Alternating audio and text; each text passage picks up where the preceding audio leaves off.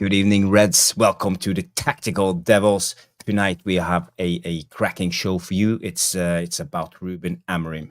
And I call the show Dead Man Walking with the picture of Amorim. And the thing is, I feel right now at the moment, Amorim is at the stage where he needs backing and not blame.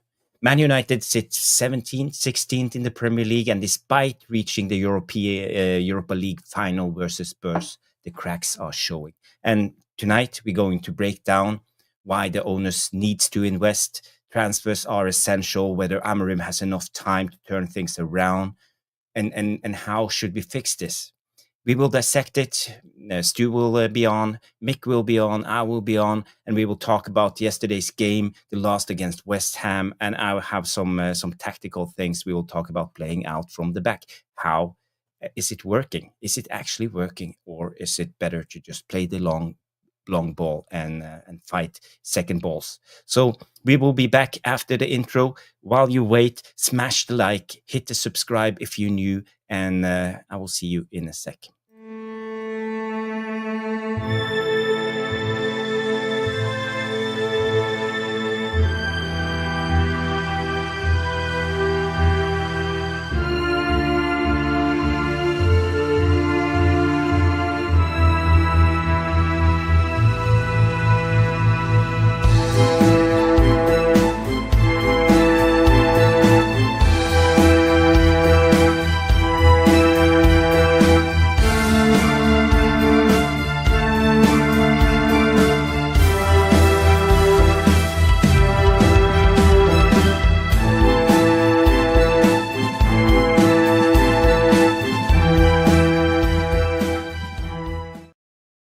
Yes, good evening all, and welcome to the Tactical Devils.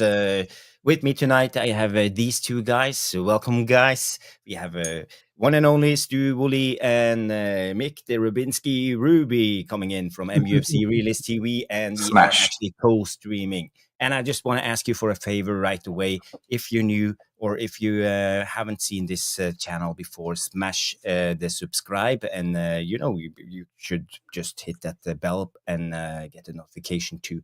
And please give us a like. It helps out the YouTube algorithms, and especially early in the show makes people turn up. So, Mick, how are you doing? It's been a while. It's been a while. We're on a breaking point. Either it's a wedding or a funeral. That's the way I see it. Everything kind of rides on if we're going to win the Europa League final, what's going to happen. And just imagine the funeral settings if we lose the Europa League final. You know what I mean? So I'm just preparing and getting up for the worst. Everything that's been coming out in the media. Honestly, I switched off, as the players has also done in the Premier League. And the players, yesterday. So we're all living for that next week's game that's going to change everything or be a funeral, in my opinion. I can just imagine the meltdown. Yeah. I see Jamie Wayne also coming in and say it's definitely a funeral, Mick. But I will get your comments in 2 minutes. I just want to say hi to Mr. Woolley. How are you doing, my friend? I'm all right. Had a really good weekend. Busy. Family, what it's like. The weather's been great here in the UK as well. So nice bit of thunder today. All in all, I'm happy. I've got a trip to London tomorrow for a bit of business. And so got a lot on my plate. But apart from that, it's all good. It's all good. I'm glad to hear. I missed you yesterday. It was lonely doing the first hour of the show by myself. Sorry, I apologise. I worries. left my old mate in the lurch yesterday, guys. I had a family thing and I completely forgot, and it was kind of like, I realised the time and it was too late. But my old mate sorted out. So big up to everybody in the chat. I have watched yesterday's show back. It was an absolute mammoth show. By my old mate, and big thanks to Rich and Bartime as well for stepping in. And Kenny Fan TV, you also came on. Oh, sorry, I didn't. Yes, I forgot about that. Well, use my brain. My brain's going. It's all that. So big thanks to that. But great to be back. I missed everybody yesterday, so great to see you all. Yeah, let's say hi to the early arrivers. We have Danny B coming in as always. Big up Danny B, the legend. Johnny K, always here. Thank you, Johnny K. Thank you for joining. Jamie Wayne coming in. Yo, Jarvis. Big up, big up. We have Rasta Stock. What's your opinion on the final? We can talk about the final, but not right now. First, we're going to talk about Amorim. But I will start this and we will answer that question later, Rasta Stock. And if you have any questions, just put them in the live chat and we will start them for the Q&A session at the end of the show. We have BTG. Yeah, Yes. he say give the job to Scholes, Keane, Neville, and Rio, etc. They all take a good strategy. Yeah, we know the pundits, the ex-players, they all have all the solutions. All the solutions. That's just the way it is. And salute. Genghis Khan is here. Big up Genghis Khan. Ahmad is free from 10 haram. And Aaron coming in with a brilliant message. He say repost on X. So smash that link in the live chat. Go to X. Yes. Give us a retweet because we are also streaming on X at the same time as we're streaming to you guys on YouTube. And if you're watching on X, jump over to YouTube. Give us a like. Subscribe to the channel. And we have Mick is in the chat coming in with me too, Jamie. Day 147 is here. Big up, evening all. Jarvis, my notification came up for the 13th, and that's that's good. I'm glad that the notifications works. Rushmano comes in, subscribe to the channel, and let's see. We have even Madhouse coming in. Big up Madhouse with that lovely Harry Maguire emoji. I love that thumbnail. Yes, let's just go into it, guys, because we're going to talk about the show. And as I said, the headline of the show is "Dead Man Walking?" ? Because I'm not trying to speculate and try to get Ruben Amorim sacked. My point of view is I want Ruben Amorim to get his backing, not blame. Even though we sit 17th or 16th in the league, and despite reaching the European League, Europa League final against Spurs, we are struggling. The cracks are showing. We talked about it yesterday a little bit. The level of Europa League, maybe it's papering over the cracks, and I don't think it's a quick fix. I don't think one transfer window can fix this. Next season is just a couple of months away, and I don't see Ruben Amorim turning everything around right away, and that's a worry because I think a lot of these fan base people are ready to jump on Ruben even right now. So I want to have a reasonable debate with you guys and talk a little bit about this, how we see the future, and what can we actually accept next season. Will we accept coming in 10th? Will we accept losing the 5 out of the first 10 games in the beginning of the next season?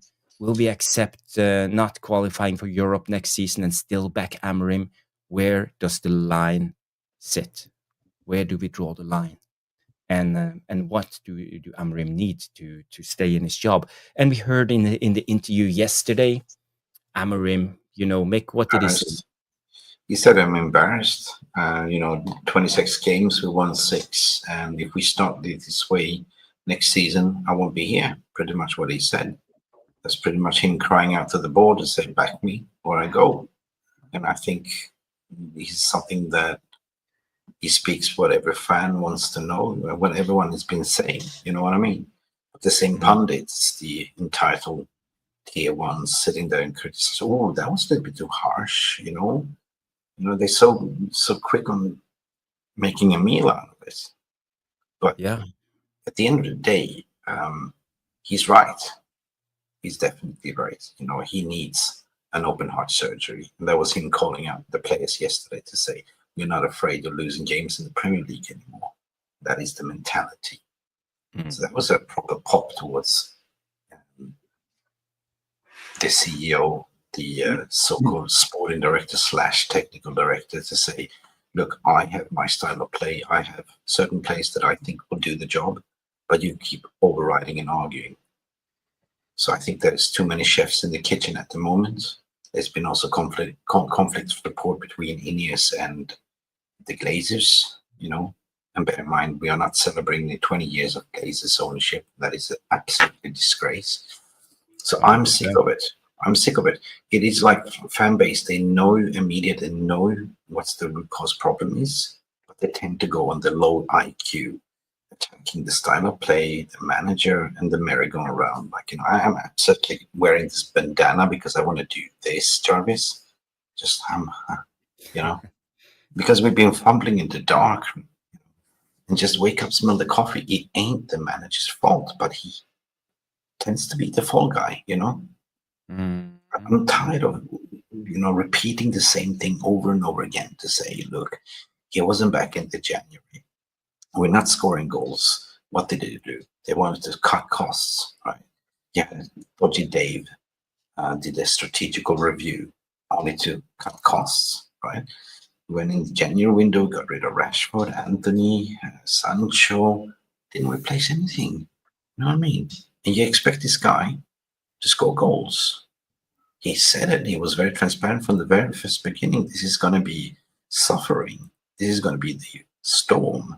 He was correct. He's been transparent as fucking hell. And yesterday, that was the bomber what he dropped to say, if we start this like this next season, somebody else is going to take over.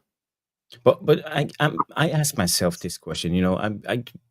I'm not shocked by what Amorim said. I feel that he's just being honest. Yeah. It's an honest assessment of the situation, and why should he stay if he's not working and not getting his backing and not getting the result needed? Why should he stay? Why should he cling on? It's an adult approach and being honest. For he was sold a lie, basically. When they flew over to say, like, you're going to be the main man. Did the Glazers lie? Wow. No, of course. Who would have thought? But he said, like, can I finish the season? They said, no, you have to come now. So they must have promised him, you will get backing, you will get Gurkharis, you will get this, And coming to this now, he's sitting there looking in the rearview mirror and say, you fucking bastards, you thrown me out to the wolves. He's even speaking like there's nobody from the club actually speaking to the fans and the media. He's doing 5-6 interviews a week. It's the same shit. Like, it's the fall guy. Yeah. So I'm tired of it. We all are making it, and I second what you're saying, but I want to hear Stu's opinion on the current state. Well, I've been wrestling with this one, not over Amorim, by the way, because for me it's a conversation that doesn't need to happen. But the interesting thing is, if you look at where we are in our current cycle, you look at where other clubs are in their current cycle, and the biggest eye-opener to any fan watching professional football at the highest level today was the Forest owners' attitude on the pitch to Nuno Espirito Santos. You need to understand where Forest were 2-3 seasons ago. You need to understand what this man as a manager has suddenly done. Nothing's good enough for a lot of supporters and most of the owners. Nothing is good enough because you're chasing the Holy Grail, which isn't success anymore. You're chasing the Holy Grail, which is money. Everything is financially led, and that's the problem that managers have. I've got no doubt that Amorim, in my opinion, is an excellent manager, but you have got to start. And I started pointing fingers at players years ago, Jarvis. You know this. So do you, Mick. You've heard me bang on about it constantly. It's player issue, player issue, player issue, player issue. And nothing suggested anything more than beating Athletic Bilbao on aggregate 7-1. Okay, 7-1. And then you can't go and turn over West Ham at home. You can't beat Wolves. You can't beat Bournemouth. You can't beat Crystal Palace. But you can go and smash 7 goals past Athletic Bilbao. Now, look, people will turn around and say, the Spanish league, it's weak, etc., etc., etc. And you can only beat who's in front of you, exactly. But they're not anywhere better than Bournemouth. They're not anywhere better than Palace or anything of this nature. So you've got to look at these players. You've got to point the finger at these players. Now, if I was Amorim, I would have got them all in on Sunday afternoon and said, fuck the lot of you. None of you are starting in Bilbao in 2 weeks' time. Fuck off. Go home. I don't want you anywhere now. I'm taking the 18s and the 23s with me because I don't give a fuck anymore. And that's what you need to do with these people. And people can look and they can say, oh, it's just dumb, etc., etc. Of course it's dumb. I know what I'm saying is dumb. But where do you draw the line then? Why do you allow players to constantly undermine you? Why do you allow players to constantly think it's all about themselves? You know, it doesn't matter, you know, whether they are Bruno Fernandes. It doesn't matter whether you're Lenny Yoro. What matters is the performance that you put on the pitch week in and week out and the performance that you try. And nobody can tell me in the chat and on the panel tonight that it wasn't anything more than a fucking training game for half of those yesterday because they didn't move. Yeah, it was a pre-season. The ball. They didn't do anything. You know, I'm not quite sure what Brian D is up to. I'm not quite sure what. Look, I'm not going to go in on Harry Amos. We know he's got his deficiencies at this level, at Premier League level, but that's fine. He's an 18-year-old kid. Let's give the kid a break. Luke Shaw's not helping him. You know, we've got to go back to leaving Amorim alone. All of us. That's the press. That's fucking us on here. That's all shows, all YouTube channels. We've got to leave the guy alone and let him find his own feet.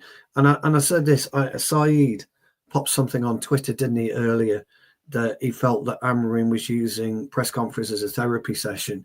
I kind of like that. I like that thought process because he's trying to pour his heart out to the fans without giving himself an issue. At board level, it is. If you're Ruben Amorim, it's the fucking worst thing in the world right now. It really is, because you don't know whether to take a shotgun into the dressing room or take champagne into the dressing room for reaching the Europa League final, and that's the fucking issue. So, for me as a player, for me as a fan, for me as somebody who just loves football.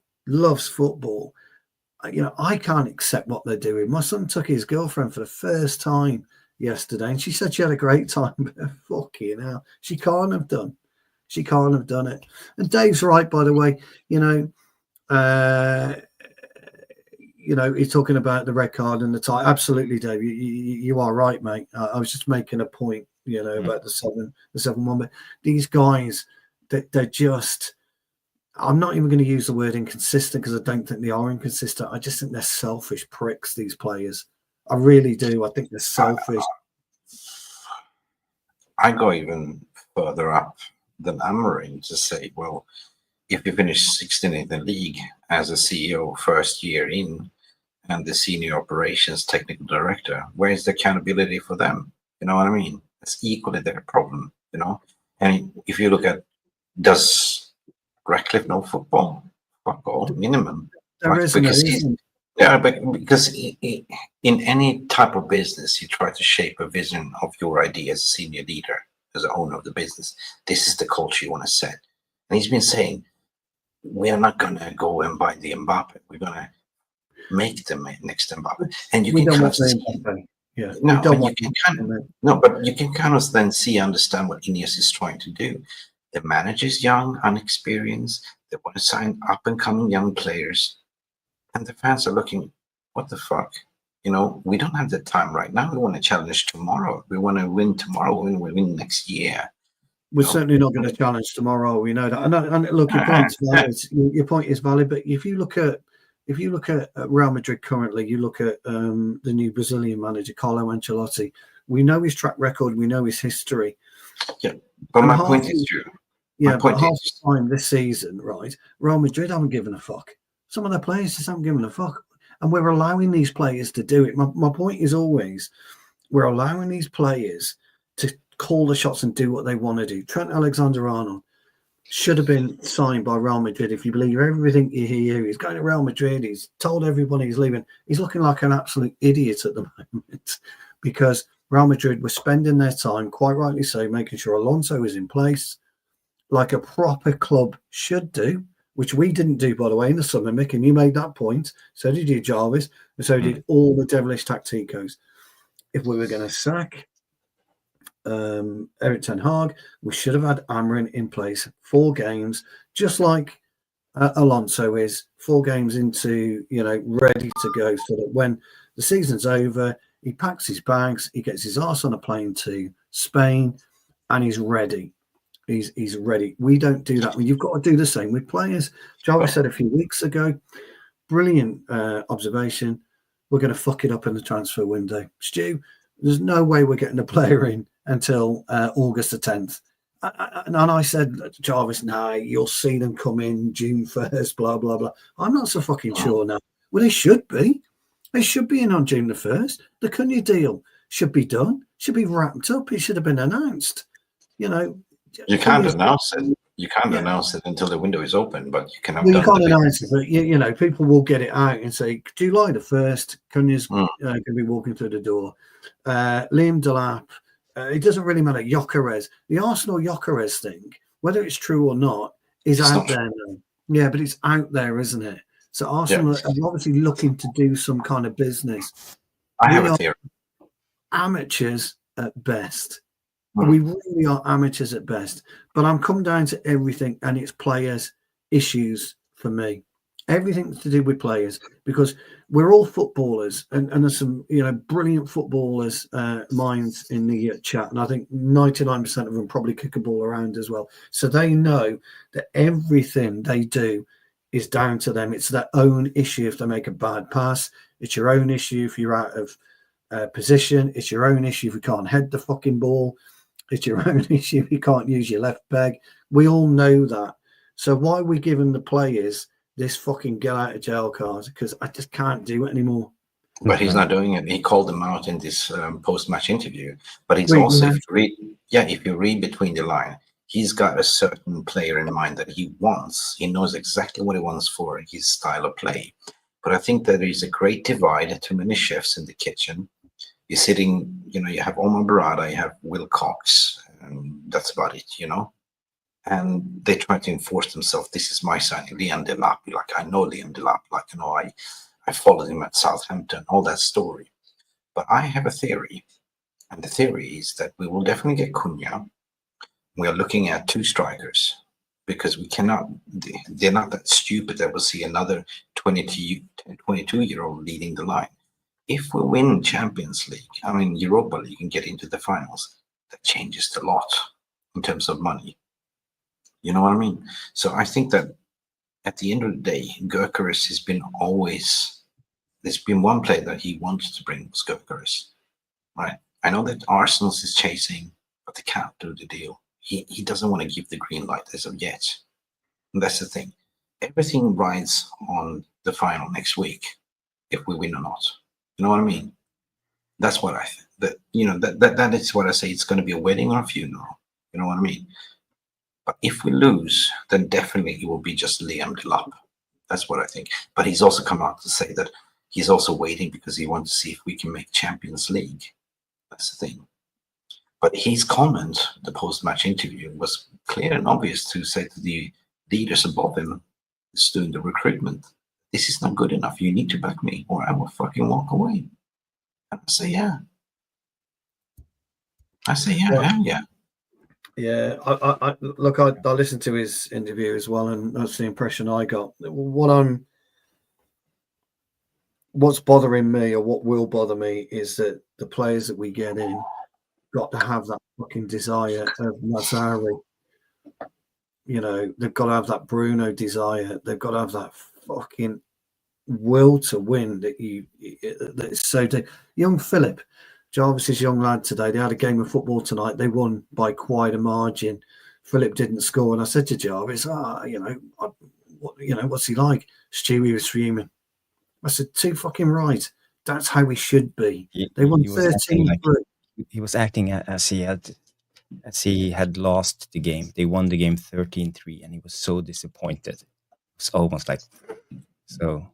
That's an 8-year-old. I don't know. It's a good thing, but who's got the right mentality. He's 8 years old. He's got the right mentality because that's how you should do it. You should be absolutely fuming. I think he was more disappointed than the Man United players after the game, and he won 13-3. So we should be. It's what are we teaching our younger generation of footballers. I'm wondering now whether footballer wants to become a footballer for footballing reasons, whether he wants to be a footballer for money. Is it footballing reasons anymore? Or is it just money? Something's got to give. You've got to chop the head off this snake somewhere. Yeah, but Stu, I just want to say this when it comes to the financial part of the club. I think we have never been as focused on money as we've been after INEOS came in. It's all about cutting cost, all about money. We broke. So, it instills the mindset into the players. It's all about money. And the club is driven by money, not results, not performances. It's not glory. It's all about hard cash. And this has been the root of all evil when it comes to Man United. After we were enlisted on the stock market, it's been a downward spiral, and the results have gone down and down and down and down and down. And it's the only thing that matters is the bottom line, the cash flow. But they kind of trickles down to each player, individual modern football player, in a way like they don't play for the team, they play for the individual self and their own paycheck, knowing they come to Man United, there will be, I can do whatever I want. I get away with it. You're installing a mercenary culture at every level at the club. Even the managers now feel like they have a mercenary culture. I can go to Man United. I don't care if I ruin my career. I will get 200 million when they sack me, so I don't care. It's true. It's true. Everything is about mercenary. Even the manager. Mourinho came in and stayed at a hotel. He never bought himself a home in Manchester. So this is the mercenary culture we're facing at our club. So. I agree with Stu when you say we have to just cut the head of the snake. It's got to go. Look, I'm not hugely bothered about whether or not the staff are getting free tickets to the Europa League final. I know it's been brought into the attention. I'm not hugely bothered about that. I think they should go. I think it's part of the club. They should go, etc. Tottenham are taking all theirs, etc., etc., etc. But it's a thing. What it does. And this is why I can't understand about the Glazers, and I never understood about the Glazers, by the way. I can't understand about Jim Ratcliffe. They allow this to get leaked, and it's just another stick for everyone to have a smack at them with. It's always the same. I would imagine Ratcliffe must be either agreeing to this leaks or whatever. I just don't get it. We are the laughing stock of football right now. But didn't you see that PR regarding Glazer? I think it was Joel Glazer, that he's heavily involved with the club and cares about the club every day. It's like fucking bullshit, to be honest. I'm sorry for swearing, but I just had enough of this Glazer propaganda PR spin, right? And then further down comes from Samuel Lockhurst earlier today to say Manchester United targeting a top 6 finish in the Premier League. Well, open up the freaking wallet and back the manager. That's the only way you can. Right, you've got to get rid of the toxicity, and the Bruno stories when I go away. Like apparently, there's a third meeting 1 week for Bruno to give an answer.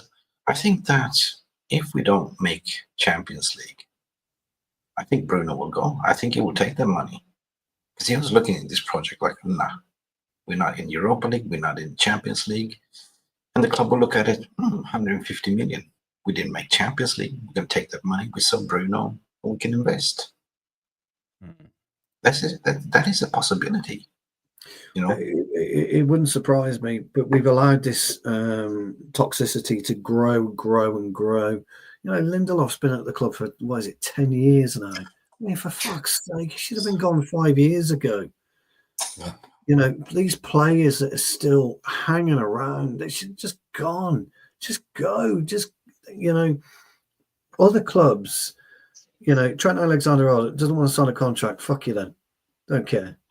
Go and do what you want. Salah's a little bit different.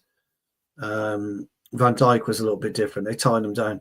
Jarrod Bowen, it'll be the hottest property in the summer from Premier League clubs, Jarvis.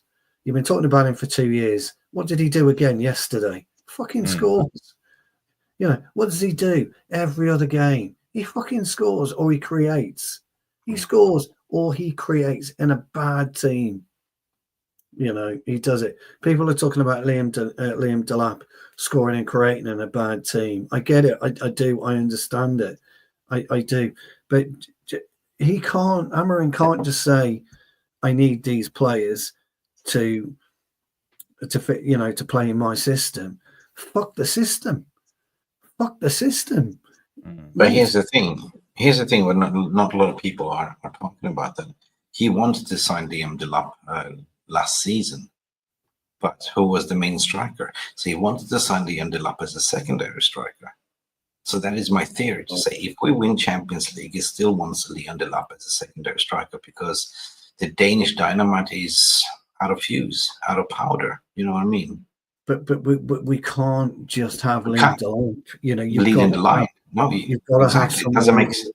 Whoever it may be, you've got to have somebody who's going to guarantee you 20 goals a season. Exactly, Stu. And that's why I say it doesn't make sense to have another 22-year-old. There's a little bit of an upgrade, but unexperienced still to lead the line again. Yeah, and he scored. Yeah, I agree. But we need a proper striker. We need somebody who could sniff out. I mean, Jesus Christ, if you could turn back the clock and you know, and look at the strikers that we've had, you know. But if you could turn back the clock and grab Cavani 6 years earlier than what we did, I mean, Jesus Christ! I mean, the guy was immense for us for the, you know, a couple of seasons he was here. His goal scoring was terrific. His predatory instincts inside the box is brilliant. And we just don't fucking want to touch the likes of Jared Bowen. We don't want to touch the likes of Ollie Watkins or whoever. Just Ivan Toney.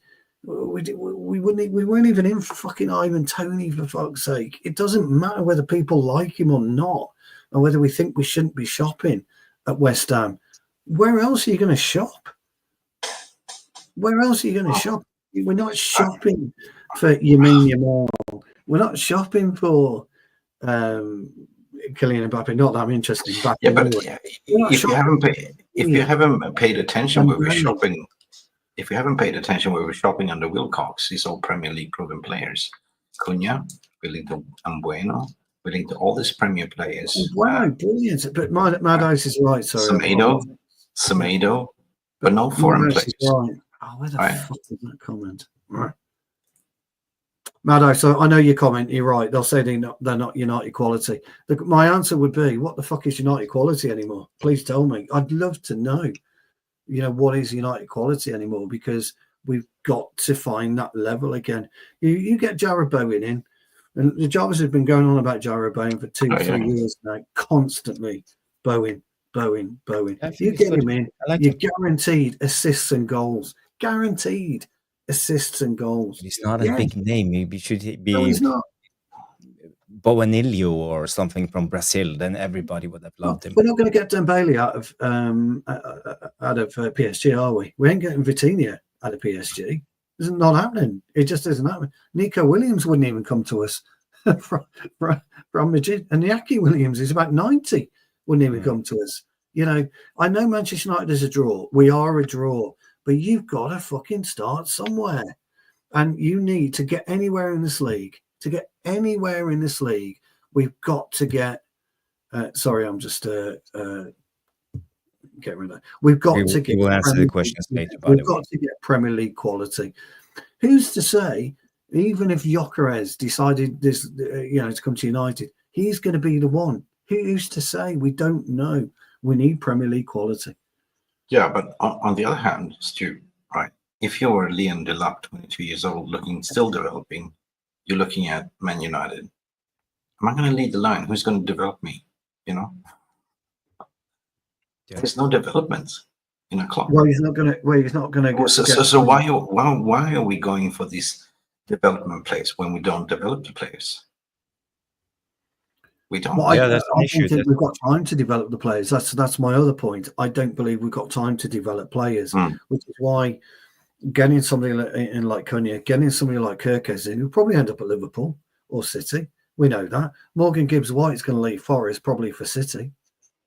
Why are we not looking at our own academy, giving them a chance to equally good instead of buying these players? We've got to look at what players can impact a game, and Buemo will impact a game for you. We've seen him do it, not just against us, but we've seen him do it. Wissa impacts a game.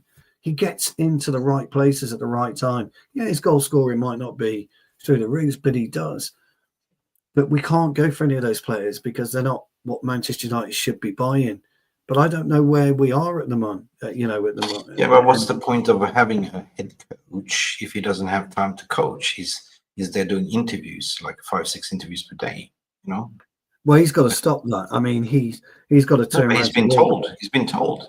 He's basically told. He's been the mouthpiece. Yeah. I need to be on that training pitch. That's where I need to be. I need to be doing something. He's got to look, and think, what system does he want to play, next season? Not that, people playing systems anymore, they just don't. But, Well, you need to get the right character, not just the talent. Characters are key, yeah. Stu, I just want to say, when it comes to saving a buck, just I don't want to let INEOS and Glazers off the hook. I know we have transferred into signings and strikers, but there's some rumors coming out now that Manchester United won't have a parade if we win the Europa League, because INEOS is saving a buck. We are going for a more low-key approach. So, it's like we have Scrooge McDuck running our club right now. And I think you'll probably find he's refusing every bit of joy. We are not allowed even to celebrate. INEOS are turning off. It's like you're taking your two kids to McDonald's, right? And they all want a Big Mac, large upgrade. And you say, "Now, kids, you get a Happy Meal because you get a toy. Are you happy?" I can't imagine. To be honest, I would imagine it's not to do with money, more to do with the fact that they like to get tomatoes and vegetables and eggs and all that chucked at the bus, rather than anyone cheering. We all know how it felt after last season's FA Cup win, and we all celebrated. So I think there's room for a parade if we win the Europa League. It's a really important game. So I will even celebrate more than the FA Cup because it's so important for us to win. 100%. Yeah. Guys, I want to ask you something in the panel. The past week has been a lot of noise from these pundits saying that it's a disgrace. 2 teams in the Europa League final finishing 16th and 17th. The rules has to change. And they get into the Champions League. And I was like, mate, that is the caveat of actually playing Europa League. It's been the rules for 25 years. Yeah. What are they on about? What's the point of them playing Europa League if you don't get the Champions League spot? But yet they think it's acceptable to get into the Champions League if you finish 5th in your league. I mean, what the fuck's all that about? You should be anywhere near the Champions League. You shouldn't be anywhere near the Champions League if you finish 3rd or 4th. You shouldn't be anywhere near it. Yeah. But if it's Champions League, then why are they allowing teams to finish 5th to even be part of the Champions League then? What champions? It means nothing. The word champions means nothing. If you finish 5th, then what they're going to say, right, if City finish 5th in the Premier League this season and then win the Champions League, I mean, come on. I mean, it's just dumb. It's just dumb. Yeah, but then they go in and also say, you can't win the Premier League playing 3 in the back. Well, hang on, Crystal Palace plays 3 in the back. If you look at Pep Guardiola, he never plays a flat 4. Nobody plays a flat 4 anymore. No, nobody plays. You see the wing backs tuck into the midfield. So it's systematically a back 3. These people, they don't know what they're talking about. It's a basic low IQ pundits. But they like to go in on Man United, 100%. Guys, I just want to say this. If you are watching and liking the debate, we're trying to have a calm debate about the current state. So please smash the like on MUFC Realist TV or on Tactical Devils with us. If you're new to the channel, please subscribe both to Nick's channel and my channel. And we're trying to give you content, and YouTube is not helping us anyhow. And everything that you can do is to give us the little like, and it will help the algorithms, because we want to reach a bigger audience. Because I see so many big channels, they're just sitting there spewing out bullshit and trying to trigger your emotions at every cost. And I want a channel that's sensible and talk with real talk. I don't have all the answers, and Stu don't have all the answers. Mick don't have all the answers, but at least we have a debate, a sensible debate. And I know that you guys who are watching are not the biggest fans of those big channels. I know that I see you on other small channels all around that I follow all the time also. So please help us out, smash that like, it will be really helpful. Before we move on to the next segment, I just want to go a little bit back to the starting debate about Amorim, because we are again in quite a dilemma when it comes to the board, INEOS, the Glazers, people in charge, Sir Jim Ratcliffe, because our season has been dreadful. Are we sitting 17th or 16th? I don't know right 16. now. We're okay, we're sitting 16th. Tottenham 17th. Yeah, Tottenham 17th. Okay.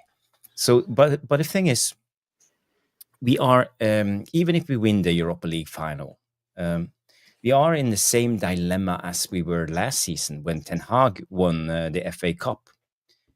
We are struggling in the league.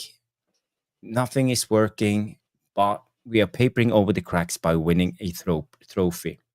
So the question is, how should the board actually act? Because in retrospect, everybody said the right thing to do would have been to sack Ten Hag right after the FA Cup final, bring in a new manager right away, give him a preseason, give him time to develop, blah, blah, blah, blah, blah. And we know this. So now we are back at the same stage. So you have to either believe one thing, that Amorim can turn this around with the proper signings, or that Amorim can turn this thing around and we need a new manager right away with the proper preseason and the money that's actually going to Amorim now to build on a new thing. And we know that the board, Sir Jim Ratcliffe, they are ruthless. Their track record at INEOS, they have sacked like 4 managers in 4 years, 4 seasons. So how do you actually see this play on? And in retrospect, everybody said Ten Hag should be sacked. Are we actually at the stage where maybe they should act and do something about this? I'm just asking, trying to be the devil's advocate. I'm not advocating Amorim out. I will support him, and I hope he will stay for at least 5 years. That's just my take. Just before we do that, the big fella, the legend that is Rushmano, Jarvis, has pulled it out the bag. Wow.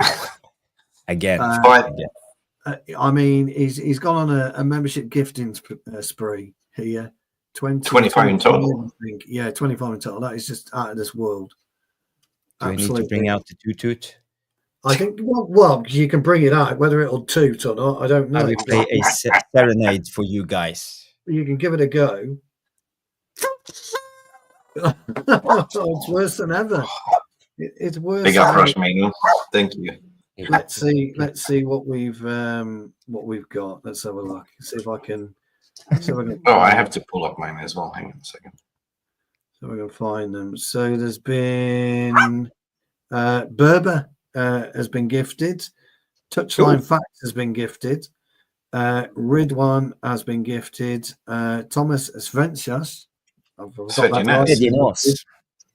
Yes, and Volps has been gifted as well. So that's absolutely brilliant. Thank you, Rushmano, the legend. And from MUC Real Estate, we have Roddy Johnson, DXE, Gary Madhouse also. Overhead Kick TV is Roberts. We have Roger V. We have Triple M from South Africa. Big up, mate. Harge, and we have whatever we have here. Tywin Lannister, Chow View, Simon Kenny, Maria McConnell, Raj Chintam, Anthony Roy Augustine, and we have Football Power Hour, which is Papi Bots. Okay. Go United. Did I miss anyone? Go United. Go United, yeah. So that was a big question, Jarvis. I just want to say, when it comes to Rushmano, Transfers MUFC, go subscribe to his Twitter account. Thank you.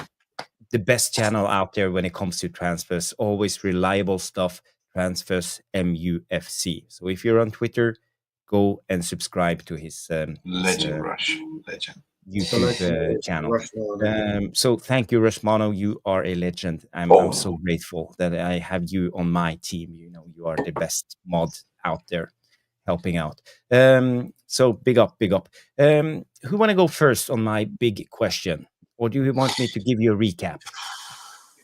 I've got your recap. Quick recap. We are in the same dilemma as next season. What are the board supposed to do? Let me tell you what I would do. Back him. I'll tell you what I would do. I'd fuck off some of the players, big players. Exactly. I would make the biggest fucking statement possible that I am backing you, Mr. Amorim. I am not going to change you. I am backing you. That's always the kiss of death. You know that. Yeah, no, but for far too long, we've allowed players, especially at Manchester United, to get away with it. They just go through the motions. They earn the millions and they go through the motions. And me, you, and every other fan in the world is pulling their hair out at the dross that we're seeing. The absolute dross. And then they come out the following day. Oh, well, you know, we're just not playing. It's not good enough, etc. Nobody gives a fuck anymore. Nobody cares what comes out their mouths. Nobody. Absolutely nobody. We've sat there, we've watched, we've listened to manager after manager after manager after manager apologizing, don't know what's gone on. It's the same fucking players. It's the same old, same old, same old. Year in, year out, it's the players. And until a club or clubs get together and draw a line under player power and agents' power, we are going to be in the same old boat. The only ones that have got any real brains at the moment are Arsenal. Now, people pop at Arteta as much as they like. What? They're the only ones with any brains. Arsenal, when it comes to their choice of manager, whether people like him or not, and whether he's done crap or not, it doesn't matter. They've stuck by him and stood by him, and he's gradually brought them up the league. Okay, he can't get over the final hurdle. We all know that, but he's brought them up the league because they've given him time, that they've invested in wisely. We've got to do some, and they've done mutual contract cancellations as well, haven't they? They've done completely mutual contracts negotiations with other people. So why don't we, at one point, why can't, if they want to be ruthless and completely change the landscape of football, completely change the footballing landscape? The manager is no longer culpable. The players are culpable. Because, Jarvis, when you're in a job, you know, you've run your own business. I've got a business. We run our own businesses. We're culpable. Okay? We are the ones that are culpable for the profit of the business. But if we don't do wrong, we don't sack ourselves, do we? Bring in somebody else to replace us. I might do that. So yeah, you better we get on with it carefully, but players. Well, I've had a bad game today. Oh, well, who cares? Oh, well, you know, well, I'll try better next week. But you don't. You get complacent, and then you just slowly but surely deteriorate. Anyway, right over. There's new memberships. There's new memberships. I know. It's from DX. Yeah. On DX. DZ.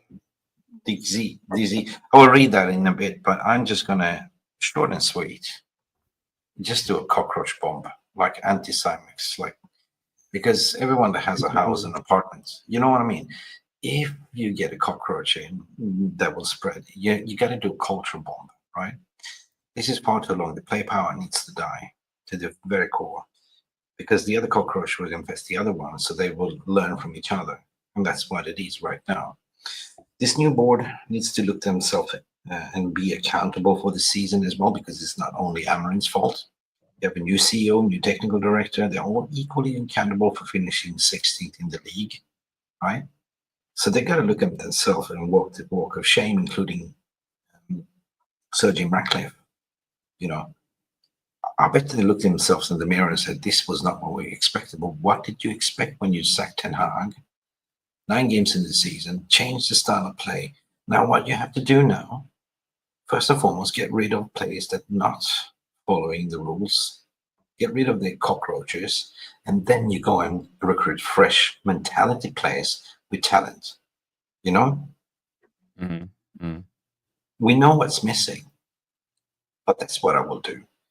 Even if we don't win Europa League, which I think we'll win, because Spurs, if you look at the trophy cabinet, they don't have the winning culture, right? We have the squad, we have the know-how, we have the experience. They don't, right?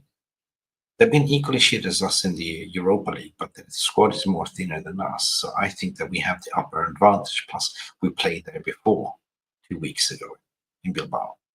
So, but I don't think he's going anywhere. But that was his clear message. If you go back to the post-match interview, that was his cry out to say, "I will not be here if you're not fucking backing me," right? I cannot continue with the same mentality if we start the same season next season, what we finish now.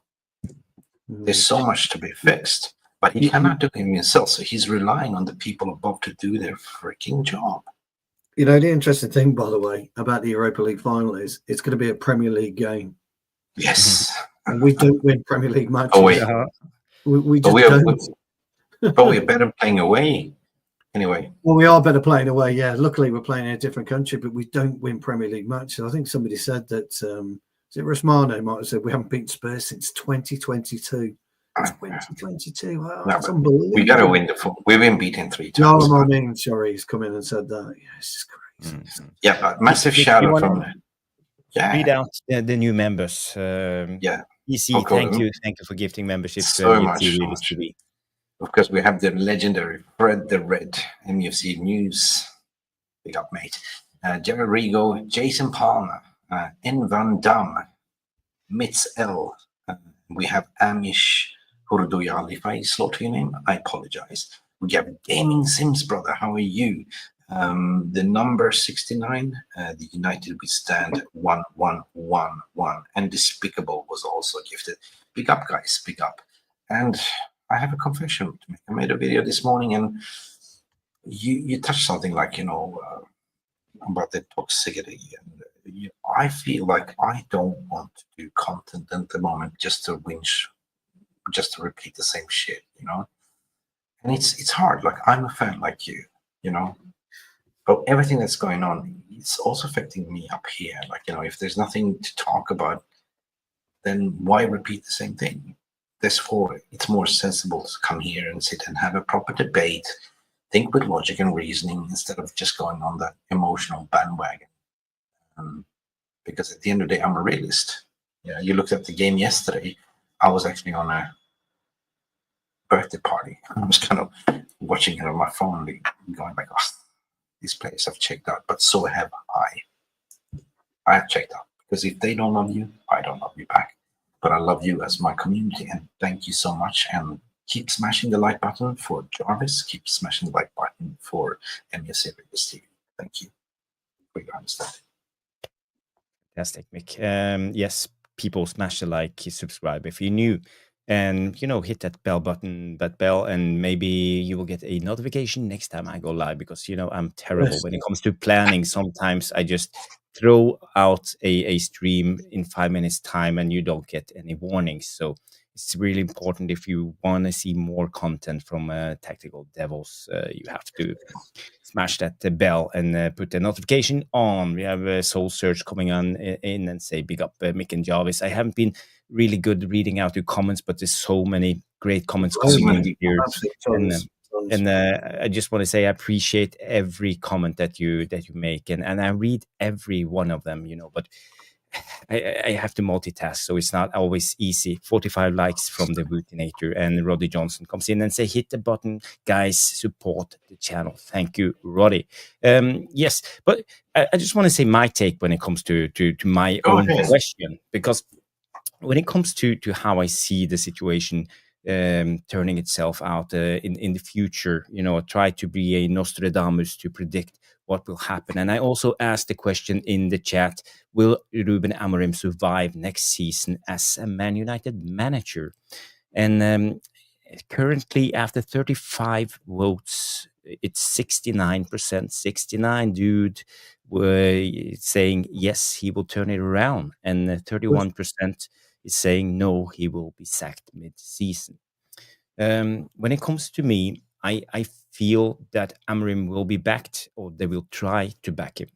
But I think they don't have the know-how, and I feel maybe we won't succeed when it comes to the transfer market, because we are going for younger players and we are going for resale value. We are not willing to splash the cash, to spend big. We have to do bargains.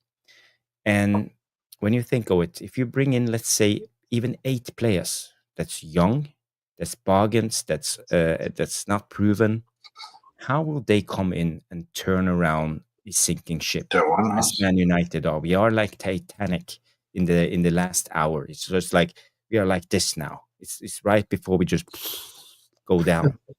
and yeah, but that's my thing. How are we going to change it around with youngsters? I don't see, because we don't have like the real leaders, the Eric Cantonas, the Mark Hugheses, the Gary Palaces, the Steve Bruces, the Peter Schmeichels of the team that can actually carry this team. We have Bruno, and we have an aging Casemiro. Maybe it's not here even next season, and that's that, you know. And I don't see us magically turning up in the beginning of August and start winning games just because it's a new season. And now we really believe in ourselves. So the thing is, we will start losing a lot of games, and we will probably end up around somewhere in between 8 and 12 next season. Well, Jarvis, and is that enough to keep Amroim in his job on the shoulders of this season's result? So that's the biggest problem for me, and I feel that Amorim is a dead man walking, and he will get sacked because of this. Even if he gets, let's see, if he gets 8 players, people will say, "Oh, he was backed. He got 8 players plus 2 in the January window. He has 10 players. That's almost a full squad. Why can't he make this team better?" You sack him, who do you get? And we have the same conversation in 3 years' time. But that was my point. Having the same conversation. Jarvis, but my point is, Mick, I just want to finish my thoughts, because we have been blaming players. By the way, I'm playing the devil's advocate now for a debate. I'm believing in Amorim. I want him to stay for 5 years. I'm just not a notification for you guys, so don't slate me in the comment section and stuff like that.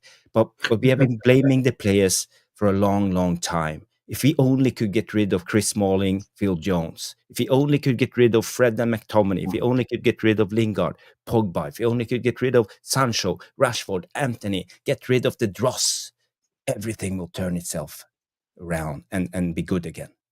And we tried it, you know, and we tried to sack manager after manager, Mourinho, Solskjaer, Ten Hag. Now Amorim is on the fire, and it doesn't seem to work. So they need to start raising this. They need to start raising the bar and the standards up again. That's the thing, you know. I posted a comment here from Samuel Lockus that mentions, you know, targeting top 6 finish in Premier League next season. But that comes to talent ID at the end of the day. That comes down to speaking to the manager to say, well, we have people above him that think they know football. Well, prove it this summer then. In that case, you know, just don't go for the Premier League proven. There's abundance of talents out there. You know what I mean? If you want to win now, you need to win now. You can, because everyone is catching up.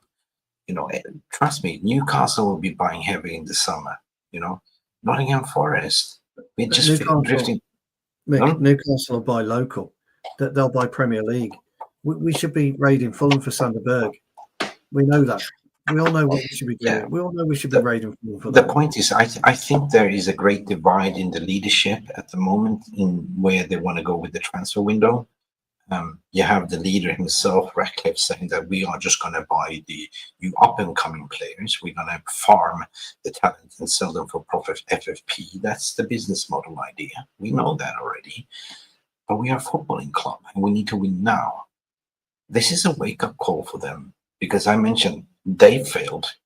They failed him as well, Amorim, by finishing 16th in the league. But they're not going to be accountable. They're not. No, right? no. So I don't see them whatsoever this summer taking the shame towards the fans, especially with everything that's been going on with the cost cutting and announcing that there will not be a bus parade. And just like, oh shit, right? You need to open up the wallet, because if you don't, the fan is going to go ape shit and they're not going to pay season tickets 100%. Mm. So that's why I say everything rides on this summer. Yeah, yeah, and that's the biggest problem, And because everything planning. relies on And planning, because last season we were haggling and bargaining for weeks and weeks and weeks, and we didn't get all the players in for the preseason tour either. This has been happening year after year, year after year. We're not ready. We're not ready. When we start the Premier League, we're not ready. We lose the first 2-3 games, and then we click into gear. Like, no, when the Premier League starts, everything should be aligned in order. Everyone should be ready to play. That's what I'm saying. Mm. So they had weeks to plan, months to plan. And I'm sure they have the targets in mind. And whatever we keep hearing from the media, there's some snippets. But I believe in Amorim, and I think the fans are believing in Amorim. They're singing his song. For the first time in many, many years, you have fans believing in the manager, because it's kind of the Stockholm syndrome. We know already that this doesn't work the second of the manager, because the cycle will repeat again and the Glazers win. Mm, mm. Let me just bring out some comments, and Stu can have a reply on mixed comments.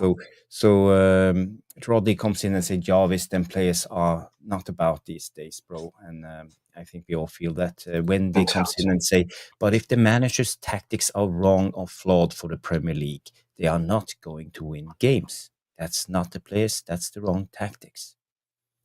And you know, this is a argument I hear a lot, and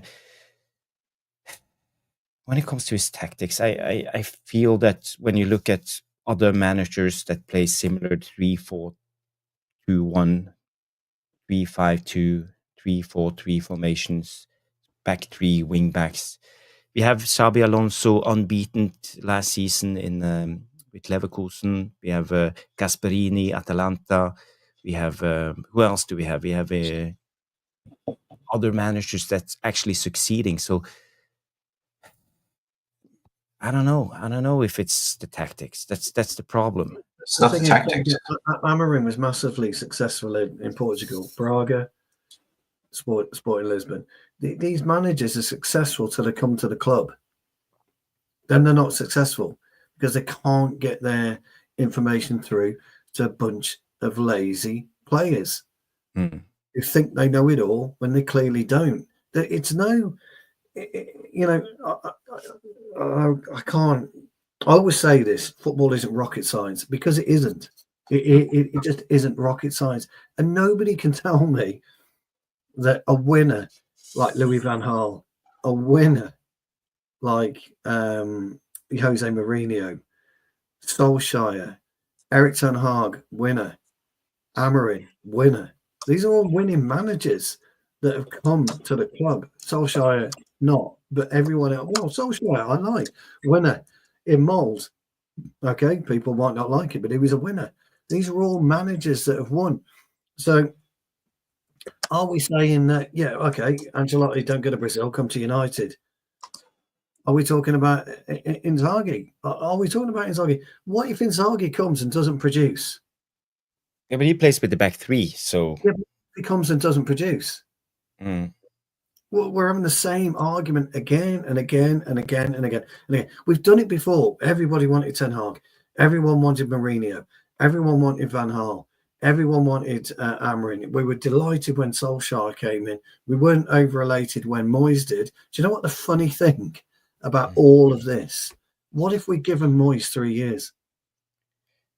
Who fucking knows where the club would be from a stability point of view? You don't. Nobody knows. So bringing in Inzaghi in or bringing in Conte, who's probably maybe will lead Napoli to Serie A title, you know, or you know, or whoever. What is the point in just continuously changing managers and allowing these players to continually undermine managers? Because ultimately, as I keep saying it, you can have all the tactics as you want in the world, but if you fuck up a header at the near post, it's got nothing to do with tactics.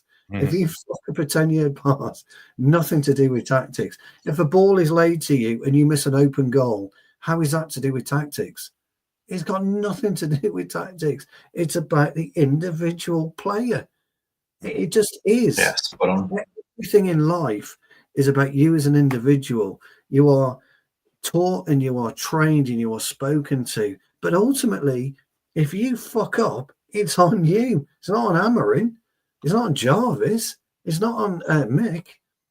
You know, fucking Jarvis has got a shop. Somebody walks in and one of his employees takes £10 less. It's not Jarvis's fault. It's the fucking guy's fault. And this is football. Yeah. That was what Ruben Amorim said. He said we're losing the feeling of being a massive club. He said basically the players are not scared of losing. They don't care anymore. They don't care. They're not scared of losing, and that's the problem. But in Europe, they do. In Europe now, they do. By the way, guys, we're on 48 likes on Tactical Devils. I don't know how many likes you have on Mufc Realist TV. 165 people watching. It's great numbers. Thank you, everybody, for tuning in on a Monday night. I think it's time to wrap up this Amorim debate. We are getting all bummed out. You know, the future of Man United is not all that bright. So let's jump to the Europa League final and talk a little bit about how we expect the game to play itself out. And do you think Amorim now has a set team, a starting lineup already? How he want to approach the game? And how do you think Postecoglou will set up? Do you think he will go gung ho, all out attack as usual, or how do we do this? Maybe start with Stu, because I'm curious about. Do you think Amorim has a set lineup 11 in his mind? I think he probably did, and I think he's probably second guessed himself about 50 times. Since over the last few weeks, he's thinking, yes, oh God, no, oh look at him, oh my God, what's he doing? Oh my God, if I'm going to give it to, going to rely on Højlund, oh, you know, what am I going to do? I think if he time warp himself back to sport in Lisbon, he probably would do right now, because he looks an absolute shocking man. But actually, did you equally, by the way, did you all watch Postecoglou? He is a beaten man as well. I mean, he's lost 20 games this season. He's a beaten man. I think if he will be sacked if he loses. He's gone. Postecoglou's gone anyway. I think he's gone. I think he knows he's gone. He's done. It'll be a brave Daniel Levy if he turns around and says, we're keeping Postecoglou. I think he's gone. But for us, we are such in disarray when it comes to a week on Thursday that everybody's going to look at it and you know, and just wonder what we're going to get and how we're going to get it. Sorry, it's Wednesday, isn't it? It's 21st. Is it Wednesday? And how we're actually going to play. And my worry is that he'll pick this team, which is likely to be Onana in goal, Yoro if he's fit. He's likely to pick. I'm watching Jarvis.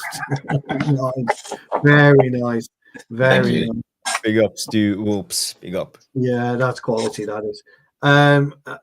Well, I think we know the type the team is going to pick, and I think we're going to see an arrogance if we win. From these players, but there's an arrogance that just won't be deserved.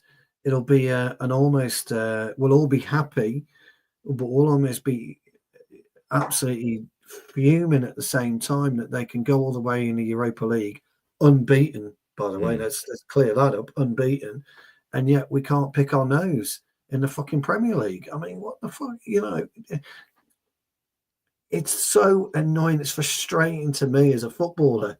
It just winds me up so bad. Look, I've played in games, loads of games where you just can't get to grips with your opponent for whatever reason. You just can't do it. He's too slippery for you that day. He's a bit too aggressive for you. You're not prepared mentally, or you've had a bad night's sleep. You've fallen out with the missus. You've damaged your car, whatever. I've been there. I've seen it, and I've done it. I've seen some of the best players do it, but not constantly, week in, week out, week in, week out, week in, week out, week in, week out, where we just can't be asked. And yet, a week on Thursday, we'll probably end up turning it on, and we'll probably end up beating Spurs 2-0. That's what we're likely to do. And then we're going to get, and we all know what we're going to get, Bruno. What a brilliant performance. Yeah, we're not happy with the season. We don't know what's gone. Oh, fuck off.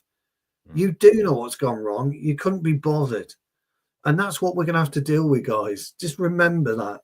We're going to have to deal with elation and fucking anger of wanting to shove as many heads in that UEFA trophy as you possibly can, because you're just not going to take the shit that we're going to have to deal with and swallow if we win. However, like everyone else, my lad will be out there. We'll be running around, jumping for joy. Me, Jarvis, Mick, or whoever's and Devilish Tacticos. What a fucking win that was. Do you see that fucking goal? But we're going to be livid. I'm absolutely happy to be there, to see it, to win it. I just can't fucking take it though, Jarvis. I won't be able to take smiles, happiness, and all of this, because Jarvis and Mick, you both played decent levels. You both played decent levels of football. It doesn't work that way. No.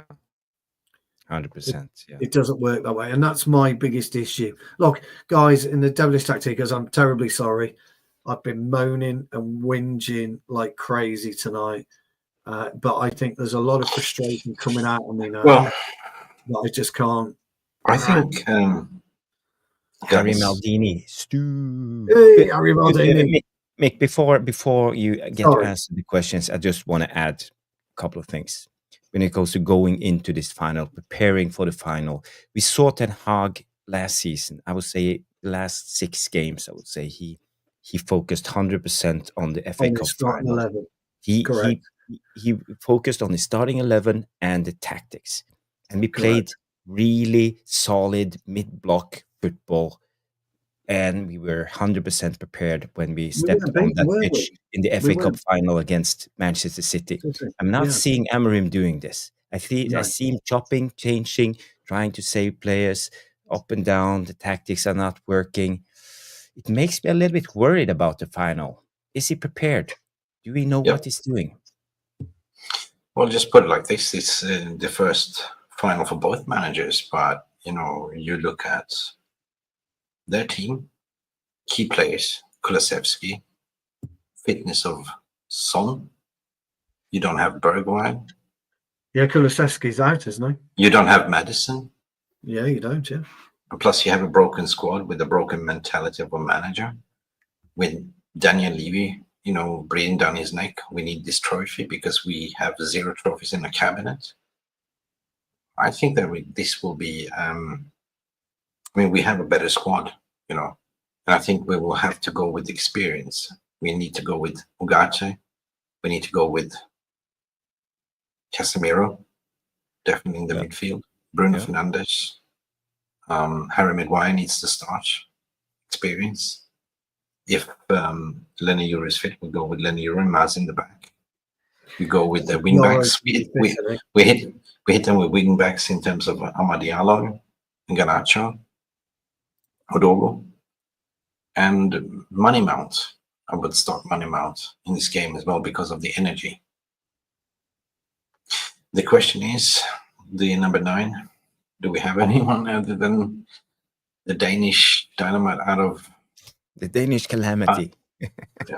That guy is broken, man. He's broken. Well, I hope that Amorim has a team set in his mind and a strategy of how we are going to beat Spurs. When it comes to his tactics so far in the last couple of games, I see we are all over the place. We can't decide if Bruno is going to play as a number in the pivot, as the number 8, playing from a little bit deeper, being the playmaker, or is going to play as the number 10. For me, that's a vital role. And Bruno is one of our best players, and we need to set that position a couple of games before the final and train on what to do. Because yesterday we played with Bruno deeper, and we had Mount and Mace and Kobe Mainu as our runners in the 10. And for me, that's a totally wrong. It's a disjointed tactic in a way.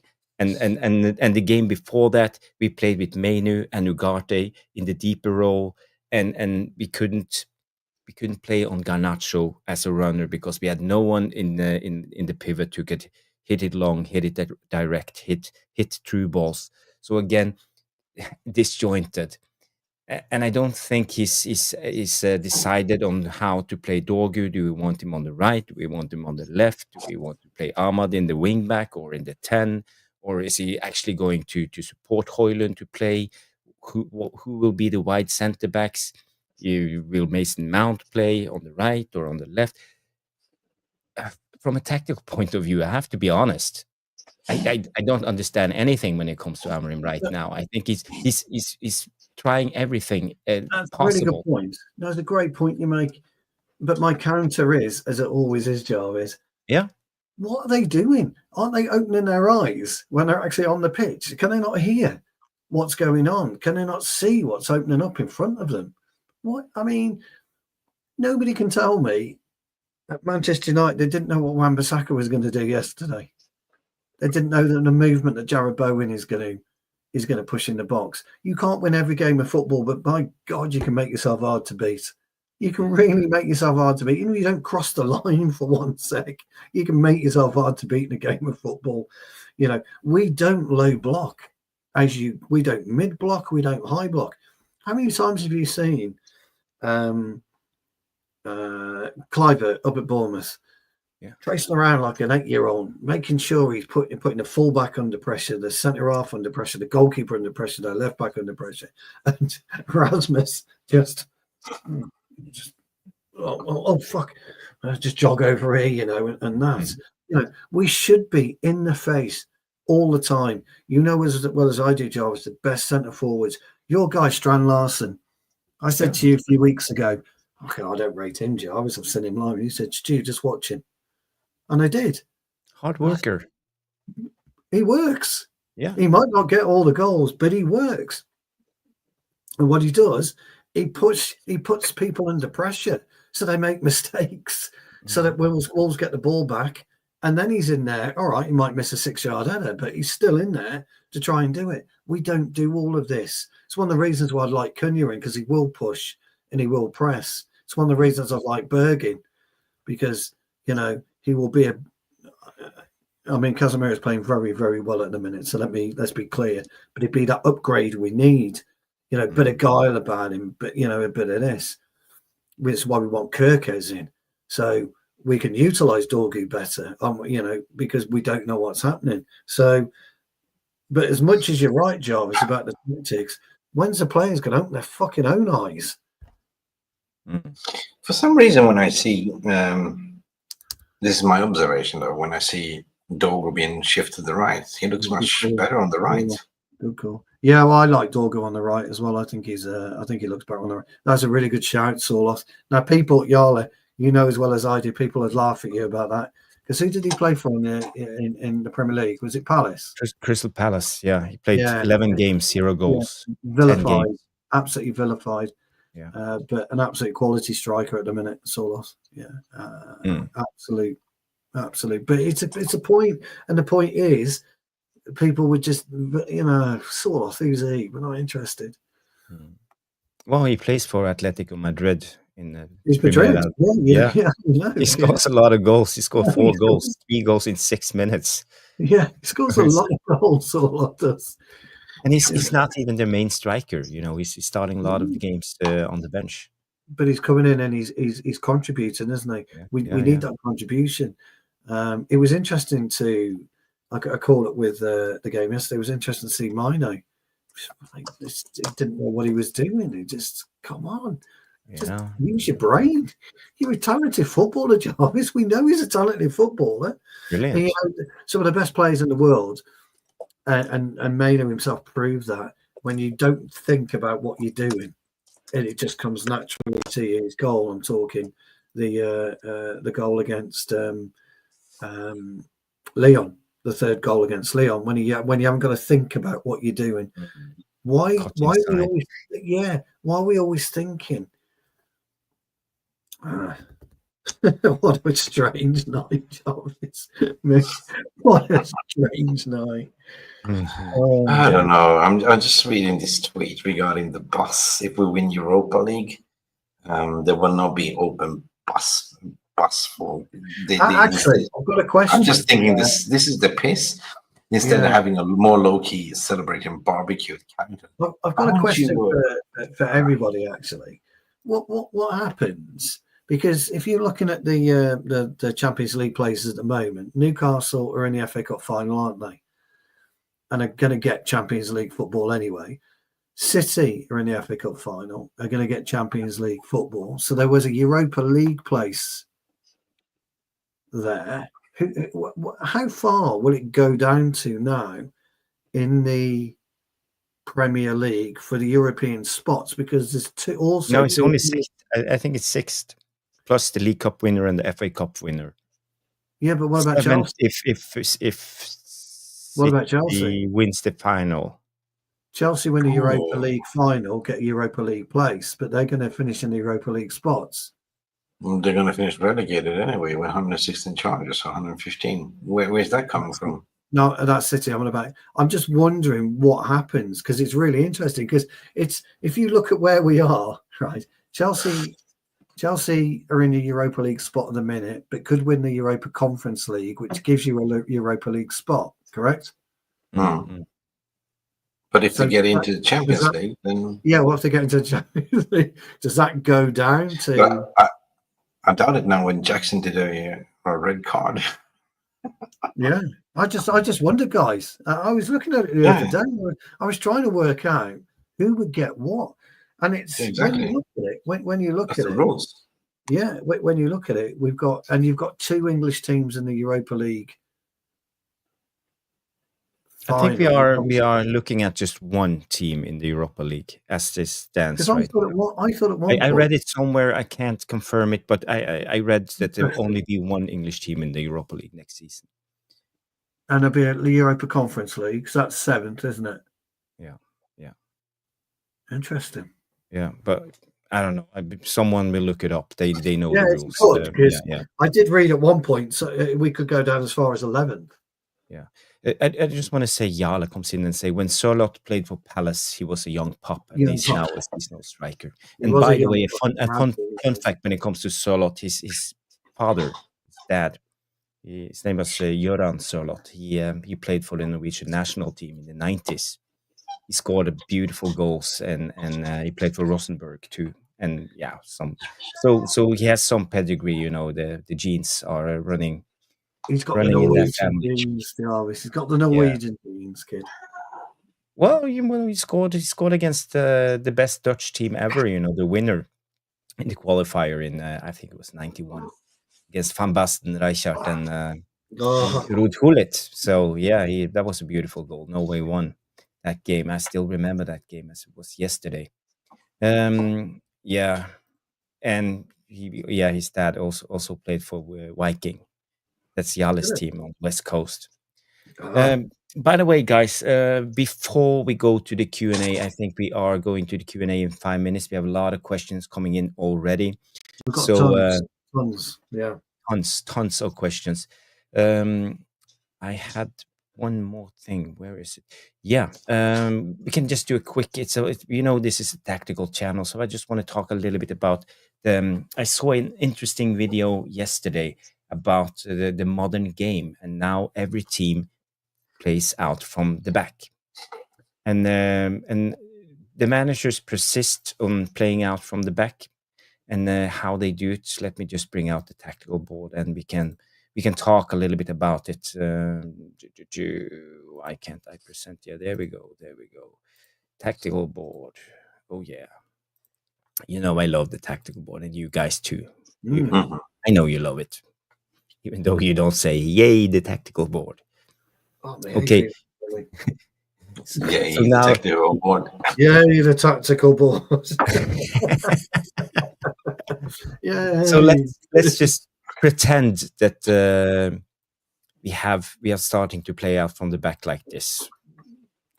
So the goalkeeper goes in between because of the new rule change. The center backs are allowed to be inside the 18-yard box. So when you play out from the back, you usually play to one of the center backs. You choose a side, and then you go back to the goalkeeper, because you want to go back to the goalkeeper because you want to make it more difficult for the striker and the opposition team to choose a side to try to pin you down. So in a way, you go man to man. That's the solution. And when the ball, for example, go out here, the pressure comes from this side, and you press the play out here and you trap them. So you see this a lot of the time in football, especially when Man United try to play out from the back. But the thought is, when they go man to man, you have one spare guy, and that's the goalkeeper. So as soon as they apply pressure on the goalkeeper, you play on the third man, up and down, and then you are free. You have one man who's free, and that's the guy here, for example. And that's the set play. They always try to do it. You see it. The Serbi do it all the time. Manchester City, Arsenal. But the fact is, when the video I saw yesterday told me about hey Dave, Jarvis's tactical board. but the fact is, when it comes to football, the statistics tells that you gain nothing by playing out from the back. And when you look at all the best teams that play out from the back, they go 0 in creating goals by playing out from the back, or they go a couple of goals minus. And if you look at other teams like Nottingham Forest, they don't play out from the back. They just throw it long and win second balls and have the team high up the pitch. So my question to you guys, Stu, Tactical, Devilish Tacticos, and all the other guys watching, why do you think these managers persist on playing out from the back? It's like the new wine. Everybody's trying to do it. Is it just because it's the modern way? Or do it have anything that's positive? See, football, I'll show my age now, Jarvis, my old mate. Football is, they've been playing out from the back for years. It's nothing new. You look at the goalkeepers from the 50s and the 60s, they'd roll out to the fullback, and the fullback would push it to the centre half, and then the centre half might then go long. Effectively, Jarvis, it's playing out from the back. Because any time a goalkeeper just rolls it out to a fullback, you start in an attack or you start in a passage of play with the ball in play. So it really is nothing new.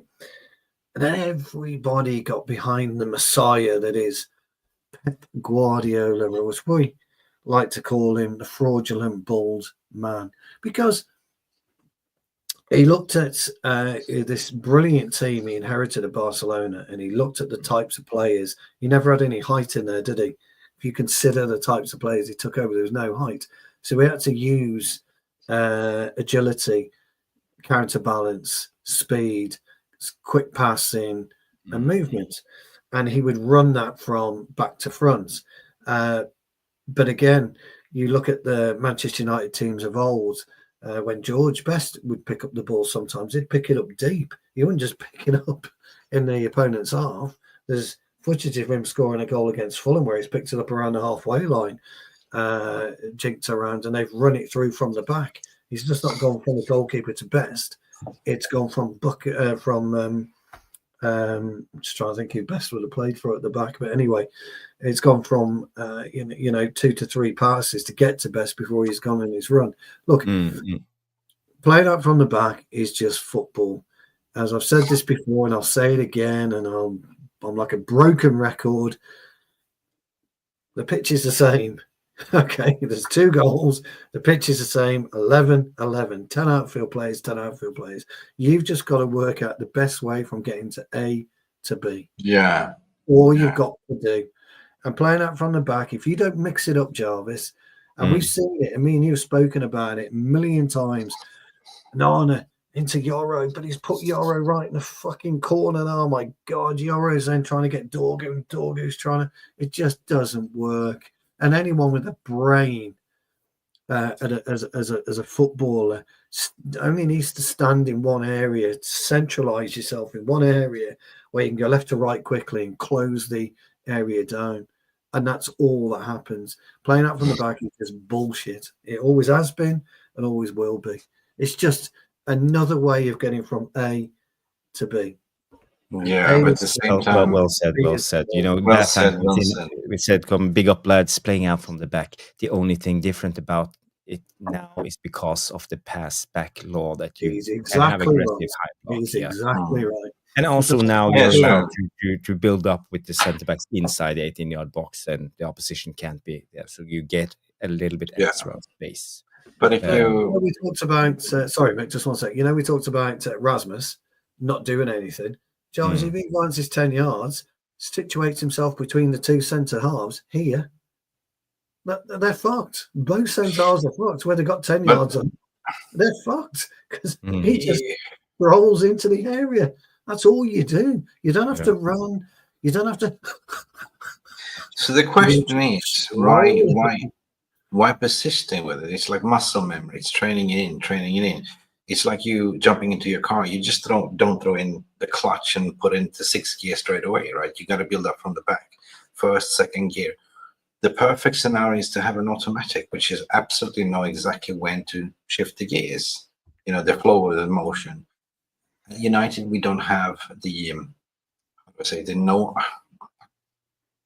capability. Like, you know, we are doing too much hot potato. You know, we don't really have the flow to actually play out from the back. We don't even have a receiver if we go long. Like if you see Rasmus Højlund this season, that'd be on ice. So what is the option, right? That's why I think he's persisting playing out from the back, because if Onana goes long, it bounces off Højlund and goes back in straight into the opposition, you know, and they create a counterattack. You know, it's happened in at least 3 latest games. You know, it just bounces off Højlund and goes back into the midfield, and they start a counterattack. I do have a question for you, Mick. I've got a question for the devilish tacticos as well. Go ahead. Why do you think, and I don't know the answer to this, and it's baffled me for years and years and years, why are there so many fucking courses to be a top-level football coach? What can't you learn in level 1, 2, and 3? Why have you got to go UA for A, B, and C? And then super license. What the fuck is there to learn? Yeah. It's like having a university degree to clean toilets. Yeah, well, what is there to learn? You know, Jarvis said, and I didn't know this in Norway, by the way. I don't know if they did it in Sweden, mate. But Jarvis was saying that they start in 3x3, then 5-a-side, 3-a-side, 5-a-side, 7-a-side, 9-a-side. UK, it's 7-a-side, 9-a-side. What the F are you learning or trying to teach? Because if you can't play football by the time you're 10, trust me, you're not going to learn anything. You just aren't. You just aren't. So I would love to know why it's required. And Jarvis and Mick, and I'm being a bit facetious here, but in there, Jarvis, he's playing out from the back. I think, you know, did they say, that's funny. I'm going to roll it to the left back. The left back to first you got to earn your coach's badge, 100%. But what else? You know, theory. Well, what is it? Theory. It's same in Sweden. Like you got to go 4 years in university to become a real estate agent. It's simple fucking sales. It's a house. It's an object. It's a buyer. It's a seller. Why do you need to have 4 years in university for that? Anywhere else you go in the world, you don't need a university. You need to be a realtor. You know what I mean? An agent. No, you don't. I mean, you certainly don't in the UK. So all I'm saying is, I think AI. We're all talking about AI now, aren't we? I think AI. Oh, have you seen something? Oh, come on. Can we get 696? Can we get those subs. 4 subs tonight? Come on, please, people. Please, if you haven't guys. subscribed, please Guys, get us over that 700 line. You That know, would we've be been working amazing. so hard just to reach that 700. So Yeah. I beg you, please What I was saying, subscribe.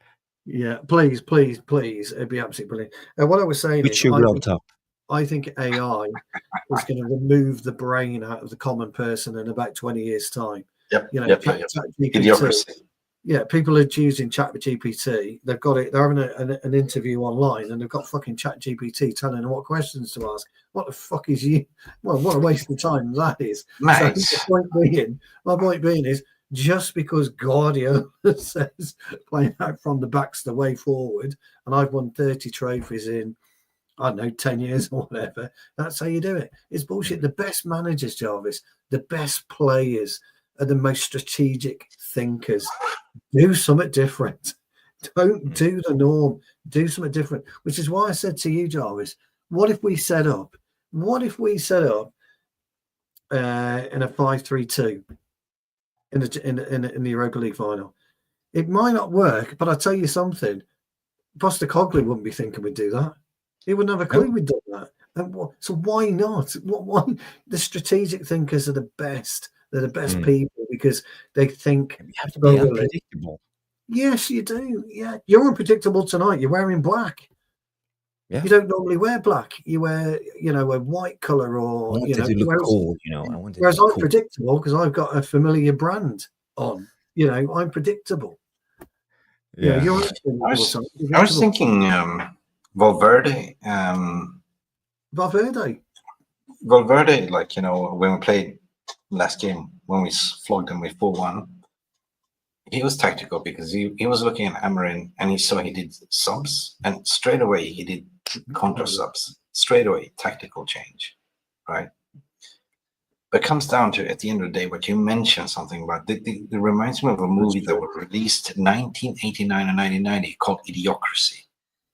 It's funny how Hollywood makes movies that turns out to be a reality. And it was predicted that somebody was frozen down in a capsule and woke up 200 years later, and people were just stupid based on technology. The smartest person was the president. Yeah. Have you seen the movie? I've seen it. Idiocracy. I think I've seen the movie. Luke Wilson. Luke Wilson is the. It is Luke Wilson, isn't it? Yeah. Yeah, Owen Wilson's brother. Yeah. Guys, we are 1 hour 37 minutes into the show. I just want to read out this comment from Bad Time. I think this is a good comment. They say UEFA licenses are not only money printing; they are gatekeepers from jobs and also demand a humongous philosophy to football, and I can't stand them. Big up Bad Time, and thank you for coming on yesterday. I even sent you the link. Yes, so thank you for come on for the Q&A section and answer a couple of questions from the Devilish Tacticos. Feel free. You have the link on your Twitter DM. So let's go to the Q&A. And guys, if you have any questions, start with the question with the letter Q and hit us in the live chat. So let me just play. Hey, also go check out Man United Agenda as well. Yes, Man United Agenda. Yeah, that's a great channel. I like them. It's laid back and a lot of knowledge. It's a bit like us. Channel. Yeah, and by the way, if you wanna know more about the playing out from the back debate, this is the video I saw. It's really descriptive and you learn new things. So if you want to see more of this, go to the non-live section after the show, and I will put the link for the show there so you can watch. Question. Yes. Who is the best team in the Premier League playing out from the back? Statistically, it's Manchester City. I thought it was Brighton under De Zerbi. Okay.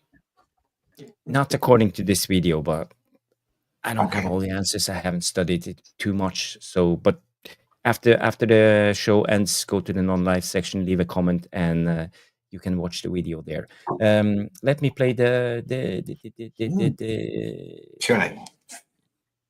Q&A intro.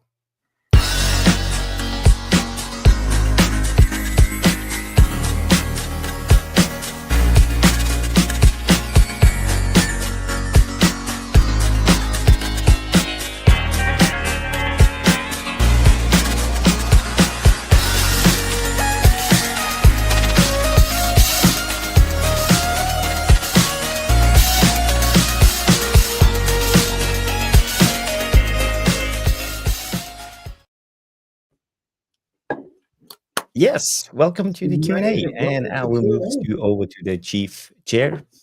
Yes, welcome to the Q&A. Tons of you watching. 156, please. 159, actually. Please get us to 700 tonight. Subscribers, that'd be absolutely brilliant. Jarvis works massively hard keeping his channel going. Mick works extremely hard keeping his channel going. Please support. Three away. This channel is sponsored by Nike. Just do it. Yes, yes. We'd be very, very, very grateful. Thanks to everyone in the Devilish Tacticos. We've got tons of questions. You've been brilliant as always tonight. And Jarvis is gone, and it's about time, really. We got rid of Jarvis for once, Mick. So let's jump straight into it, and let's get you this question. Okay, it's one to start with. It's from Rastox. And ask him, Rastox. I hope he's still watching, because this came in really early doors, this question, and it is, we've touched on it briefly, but if you just do a 30-second, what's your opinion on the final? Win it. Just win it. I don't care how we play. Well, I don't care about the tactics. Just freaking win it. You know, we've been pumped this season 3 times by Spurs, and say no more. We got Ange number. I mean, we're looking, no Dan Kulusevski, no Madison, no Son might be. We'll get a better squad. Just go get it. And basically, Ange Imposter Coglio is it's down for the counting as well in the cuckoo land. So, yeah, it's all down to the players in there. Just win it. I definitely think he's. Just one quick one. You're absolutely right, man. I'm sorry. The Cox, you're quite right. I can't deny that, even if I wanted to, pal. Yes, well and truly rinsed. Nicely done. Hey, the questions are coming in thick and fast at the moment, so we better get through these. Do you want to just quickly add to this? This is one of the very first questions from Rasta Stocks or Rasta Cox.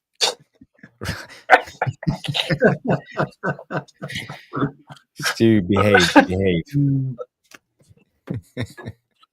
What's your opinion on the final? Just a quick 10 seconds, buddy. Yeah, a quick 10 seconds. Okay. I think it will be a difficult one. It's a Premier League opposition. But I believe we will win it because we have the experience in 4 finals in the last. Is it 4 finals?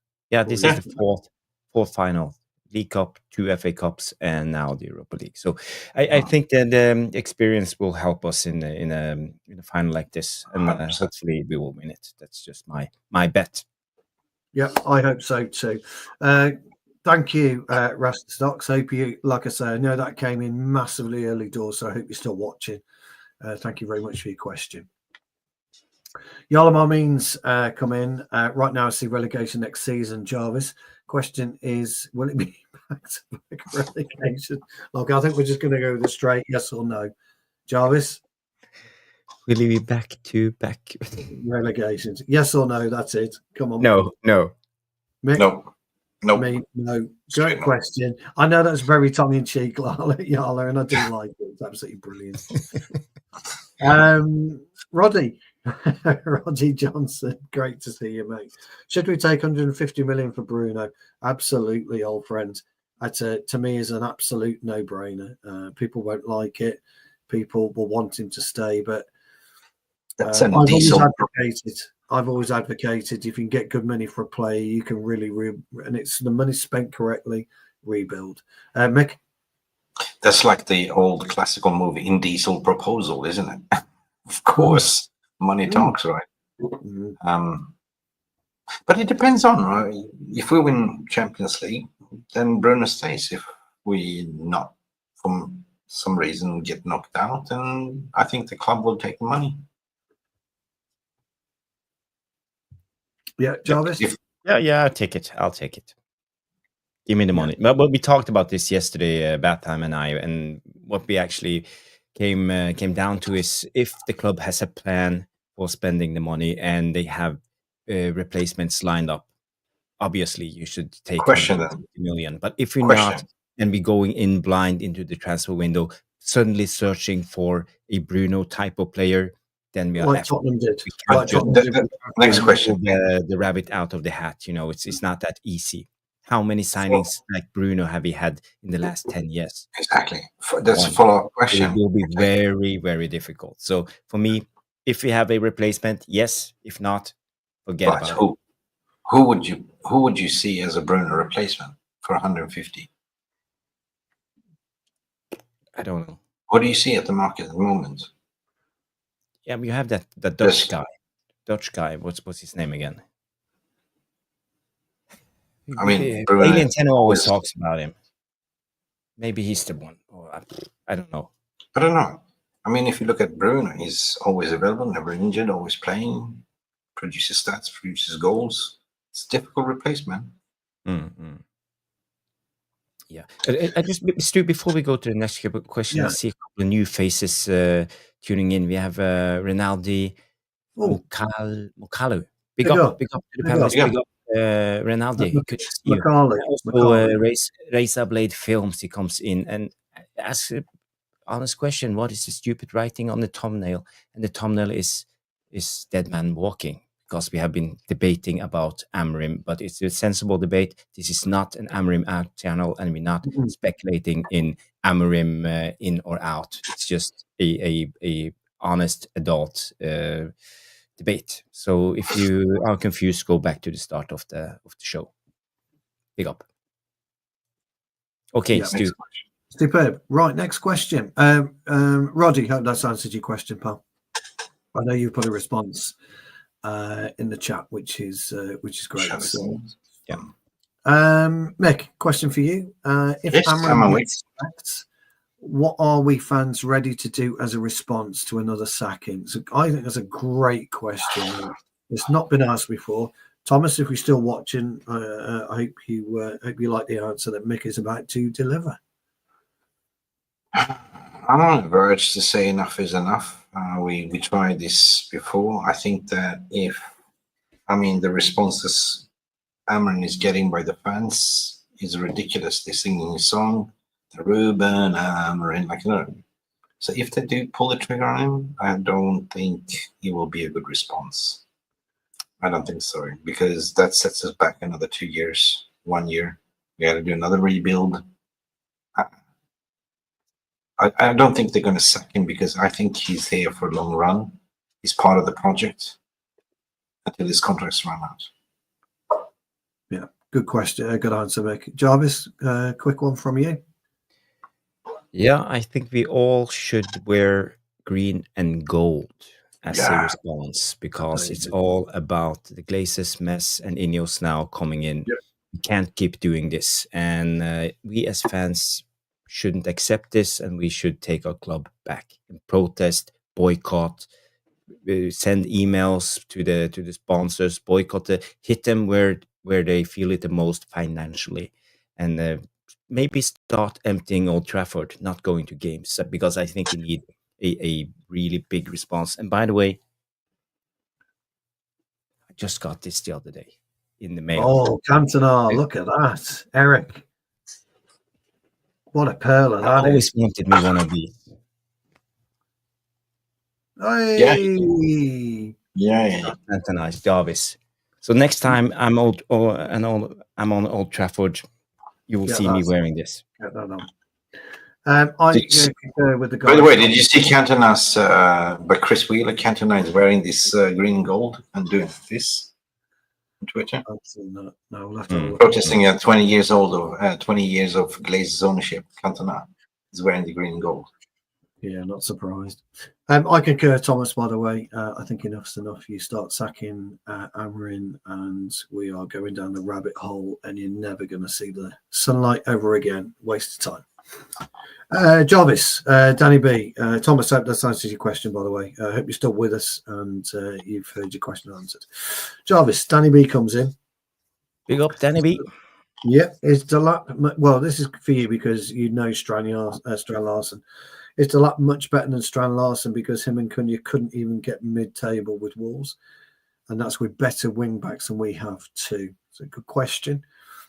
Is Delat than Larsen?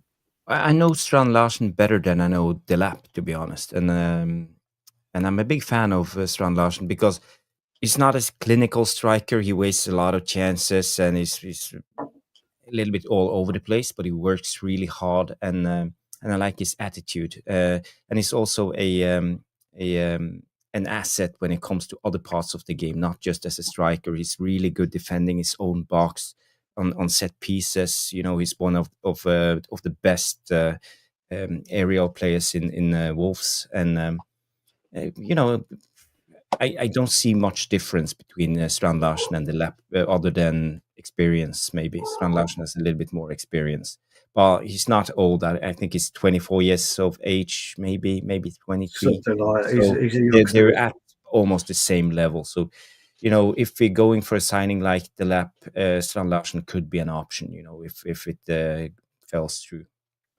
Yeah. Okay. Yeah. Good answer on that one. I don't know enough about Delap. I've seen him play against Wolves. I saw Strand Larsen in that game as well. And I think I said to you both, I wasn't impressed with either of them. Well, I know I told you I wasn't impressed with Strand Larsen, Jarvis. And you kind of made me look at him. So I think it'd be interesting. Yeah, Mick? and by the way, talking about the Lap, I know, Mick, you have a little bit info on this, but Man United are front runners into signing Liam Delap, according to Centre Devils and Nat St. One. True. Well, something has changed in the background, but of course, it all depends on if we get Champions League as well. There's two clubs in genuine contention. There's Chelsea and there's us. But as I said earlier, like, you know, I think Man United have a plan A and plan B. Everything depends on if we win next week. If we win next week, they will sign potentially both Liam Delap and a more senior striker. Might it be Gyökeres or might it be Jonathan David for free? Yeah. So I don't see Man United doing the same mistake and just getting Liam Delap, another 22-year-old P-plater, learning on the job again. I don't see them doing that mistake. Plus, if you sell Anthony Dos Santos, apparently, like Atletico Madrid is going in. There was some crazy rumors regarding Barcelona, Rashford to Barcelona. Barcelona as well, yeah. Yeah. There's going to be money available, but if you just get that extra 100 million, Ruben Amorim will have a field day. Right? Yeah. Then the next season will be much easier. So yeah. Okie dokie. Greenwood. Yeah. That's answered your question, Danny. Question for you, Mick, very quickly. Yes or no? Would you bring Mason Greenwood back? Listen, for me, it's a no-brainer, right? I don't want to get slated for my opinion, but I look more on the footballing side than the personal side, right? I don't want to go to the rabbit hole, and you can't unseen what you've seen, unheard what you've seen, but I believe in law and justice. If you're not proven guilty, then you're not guilty. You know what I mean? It was more of a club repercussion, they promised him to come back, and then somebody out from the press, and then you got to look at the money side as well, because we have a 50% sell-on fee on Greenwood. So, but if he goes to Liverpool, then most fans will forget everything what happened and say, you can't go to Liverpool, you know what I mean? You can't go to the rival. This is how fickle our fan base is. You know, from a football perspective, he will fit perfectly into Amorim's system. He's from a footballing perspective, you know, if he wants to come back, I keep the door open, right? Let bygones be bygones. Like, he's with his missus, they're a child, they're matured. I think that's, from my standpoint, I look more from a footballing perspective, say, yes, he's what we need. Okay. Either Jarvis? As a number 9 or number 10. Okie dokie. Jarvis? No. No. Okay. No. I just want to say one quick thing. I saw this comment from Amadis FIFA 10. It's just a quick. He talks about the Lap and Strand Larsen, and says Strand Larsen is not half the player in a way. I'll see if I can find it. Nah, I can't find it. But I just wanted to show you this. This is the heat map of Strand Larsen on the left, and the heat map of Liam Delap on the right. And as you see, they're quite similar in how they play, how they move. They drop deep. Delap drop more on his right when he has the back against the goal, and he's not as as central when it comes to, you see Strand Larsen is more in front of the box, but Strand Larsen also is a part of the build-up. And when you look at the stats, they have similar minutes, similar games. Strand Larsen 13 goals, Delap 12 goals, XG of 10 to 9.3. So I think I'm still right when it comes to they're quite similar as players. Strand Larsen, so the lap is not much in the box, and the only thing is what worries me, he's not a header of the ball either. So even if the ball comes in, he's not so good at heading. Yeah. Okay. So Viking Red, hope that answers your question. Next question. I'll take this one briefly. Would you guys, what's your guys' takes on Rashford's situation at this point in time? A very, very quick one from me, Kyle. Rashford had the ability to be a brilliant Manchester United player. Somewhere along the line, he lost his way. We don't know why he lost his way, but he has lost his way. And he's going to probably fall out the football system. I can't see him coming back to Manchester United. He'll obviously come back for pre-season, and I agree with Bartime. I'd take him on tour to Asia, to East Asia, and see that side of the of his time at Manchester United out. But he's been a fool to himself and end up paying the footballing price, I'm afraid. So, another quick one from Jamie Wayne. I don't believe so, Jamie. I think this will be a first, but I could be wrong. Jamie says he's in 16th ever won the Europa and got unbeaten. I would say no, but I don't know, Jamie. I think Rashford has clearly lost his passion for football. He got the taste of money and the fame and the bling bling brands and his own brand, and he's dreaming of Barcelona, another big club. Yeah, whether he gets there or not, I don't know. Great question there, Jamie. We all think no, but we don't know. Yalam, I mean, another very, very quick one. Any news about the Euro injury? Nothing that I've heard today. Jarvis? Same. No, I think we have to wait for the scan. It takes a couple of days, so we will know probably tomorrow night or Wednesday. I think he lines up. Yeah, I think he lines up in the starting 11. Yeah, me too. I thought Ruben Barman. Yeah, that's what I think anyway. Ruben also said he didn't think it was that serious. So yeah. Right, Jarvis. They will back Amroim, but the players in, will they be capable and willing with this indifferent culture? I'm worried, but support Amroim if that helps. It's a good question, huh? It's a good question. Thank you, Bauman. They will back Amroim, but the players in, and it will be okay. So he's talking about new players coming in. Are they going to be affected by the indifferent culture?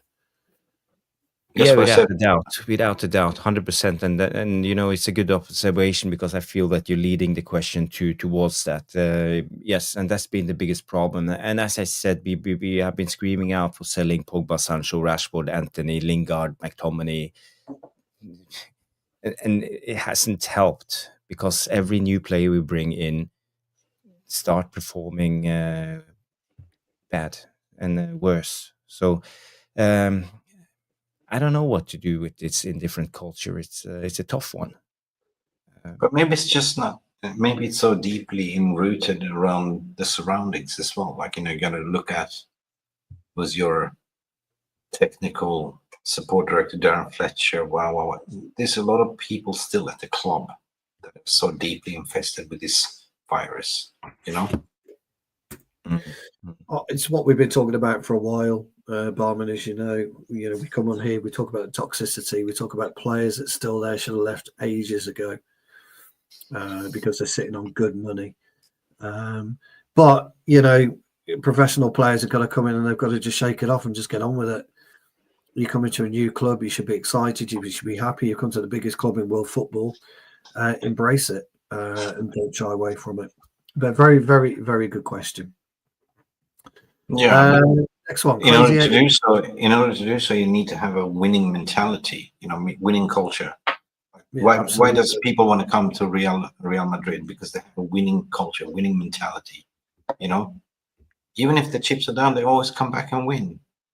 But United, it's okay. It's okay to lose. That's all right. Well, yes. it's got to change, hasn't it, for sure? We still if all managers rejected the United job, don't you think management will be forced to change? That's what my point. Yeah, that was my point earlier, to say that, you know, people above needs to be accountable, more accountable as well. Like, you know, I mentioned that I think 3 times as well, that finishing 16th in the league and being the CEO called Omar Barada and technical director / sporting director, they also need to be looked at. You know, I think we need to go in the next season also looking at having a proper sporting director as well. We can't have one person doing 2 jobs because saving money. You know, Wilcox was brought in to be technical director between the academy and the first team, the bridge. But then where's the sporting director? Well, yes, 60 likes. Yeah, excellent. 70 likes. 70 likes. Sorry, massive. Yeah, I was reading something else. Yeah, I was reading something else. Good answer, Mick. Thank you very much. Crazy. Eddie, you've got another question later, so that answers your question. A couple of very quick questions. Is it free to get a coaching badge? It isn't, but you can get funding through the various FAs. The Welsh FA apparently is the best way, Wendy, to go about getting a subsidised coaching badge. And Bath Time made a point about badges and licenses a little earlier. We've got a good question about Bruno, which we'll come back to you in a moment. We've got another nice question. Why are United from the legendary Stephanie Griffith? Why are United so bad in daylight hours to our vampire? I wish they did have vampire DNA, because they'd be a lot fitter than the opposition. They'd be a lot more aggressive than the opposition, and they'd be more accurate than the opposition. So if we have got vampire DNA, it must be the one with rabies, where we can't do anything. So good question though, Steph. I do like that one. Crazy Eddie, we'll come back to yours in a sec. Jarvis. Yes. Good question from Dave 147. Crystal Palace have 10 points more than us, 6 less defeats. Would you 3 rather have their squad? So I love the question.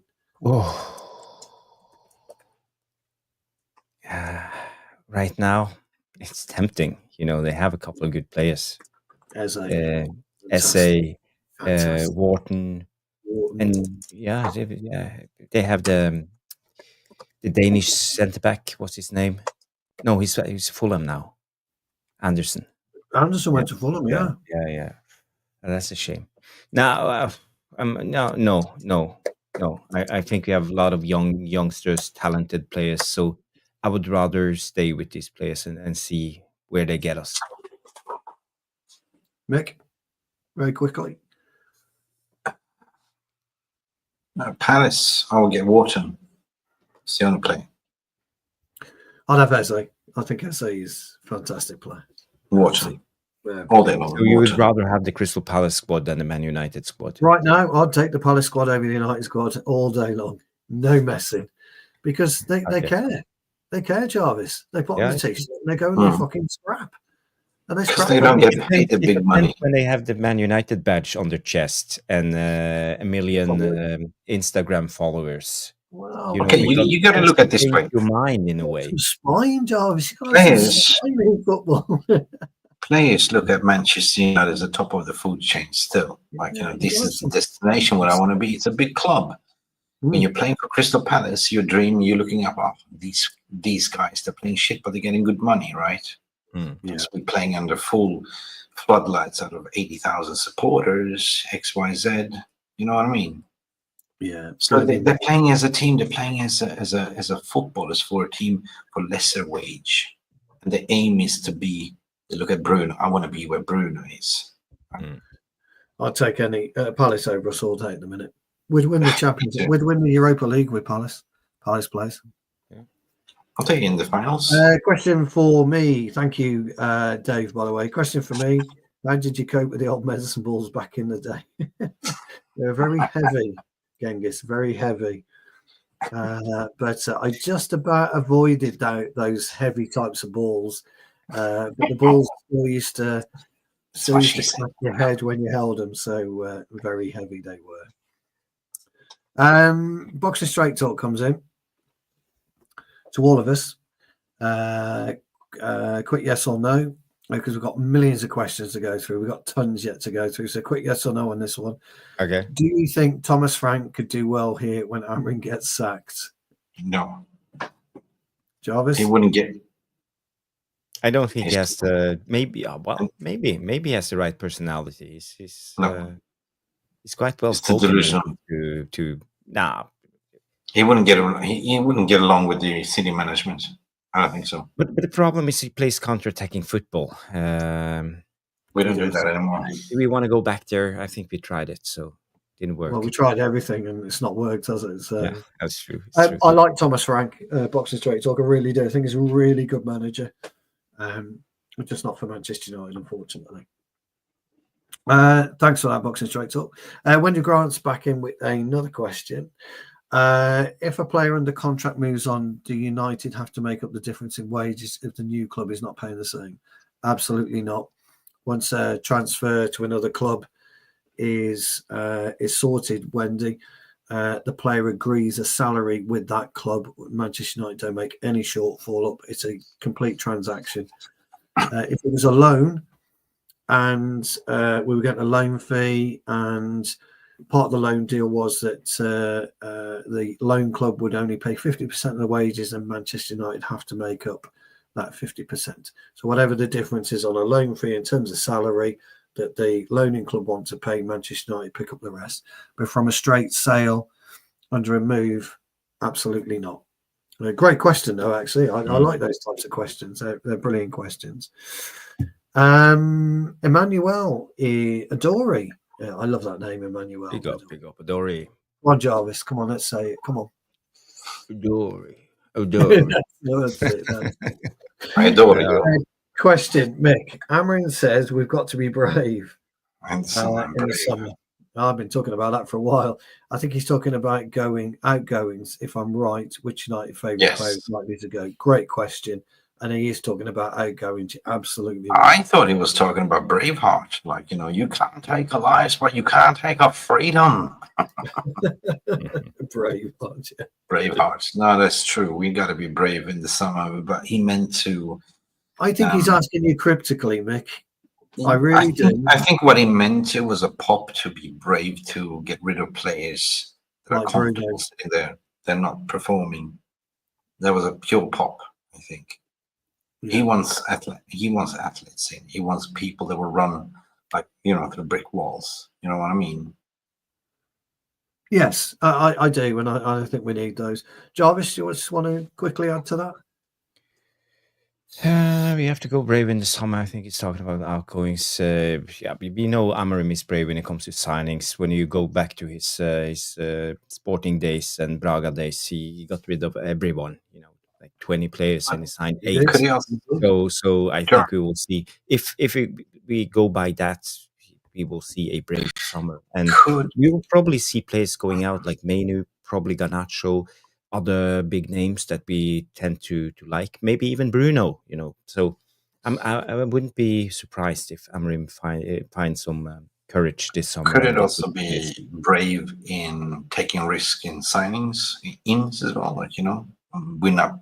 Just be brave and spend 60 million to get me what I want, an experienced goal scorer. Could be. I think the club needs to be brave. I've said it for a while. Emmanuel, that's a brilliant question. Thank you. Emmanuel. Ronaldo and Macola says big up to all the panelists. Big up, Ronaldo. Thank you for that. Yeah, because Yala wants to know how his question ended up in the Q&A. Blame Jarvis for that one, Yala.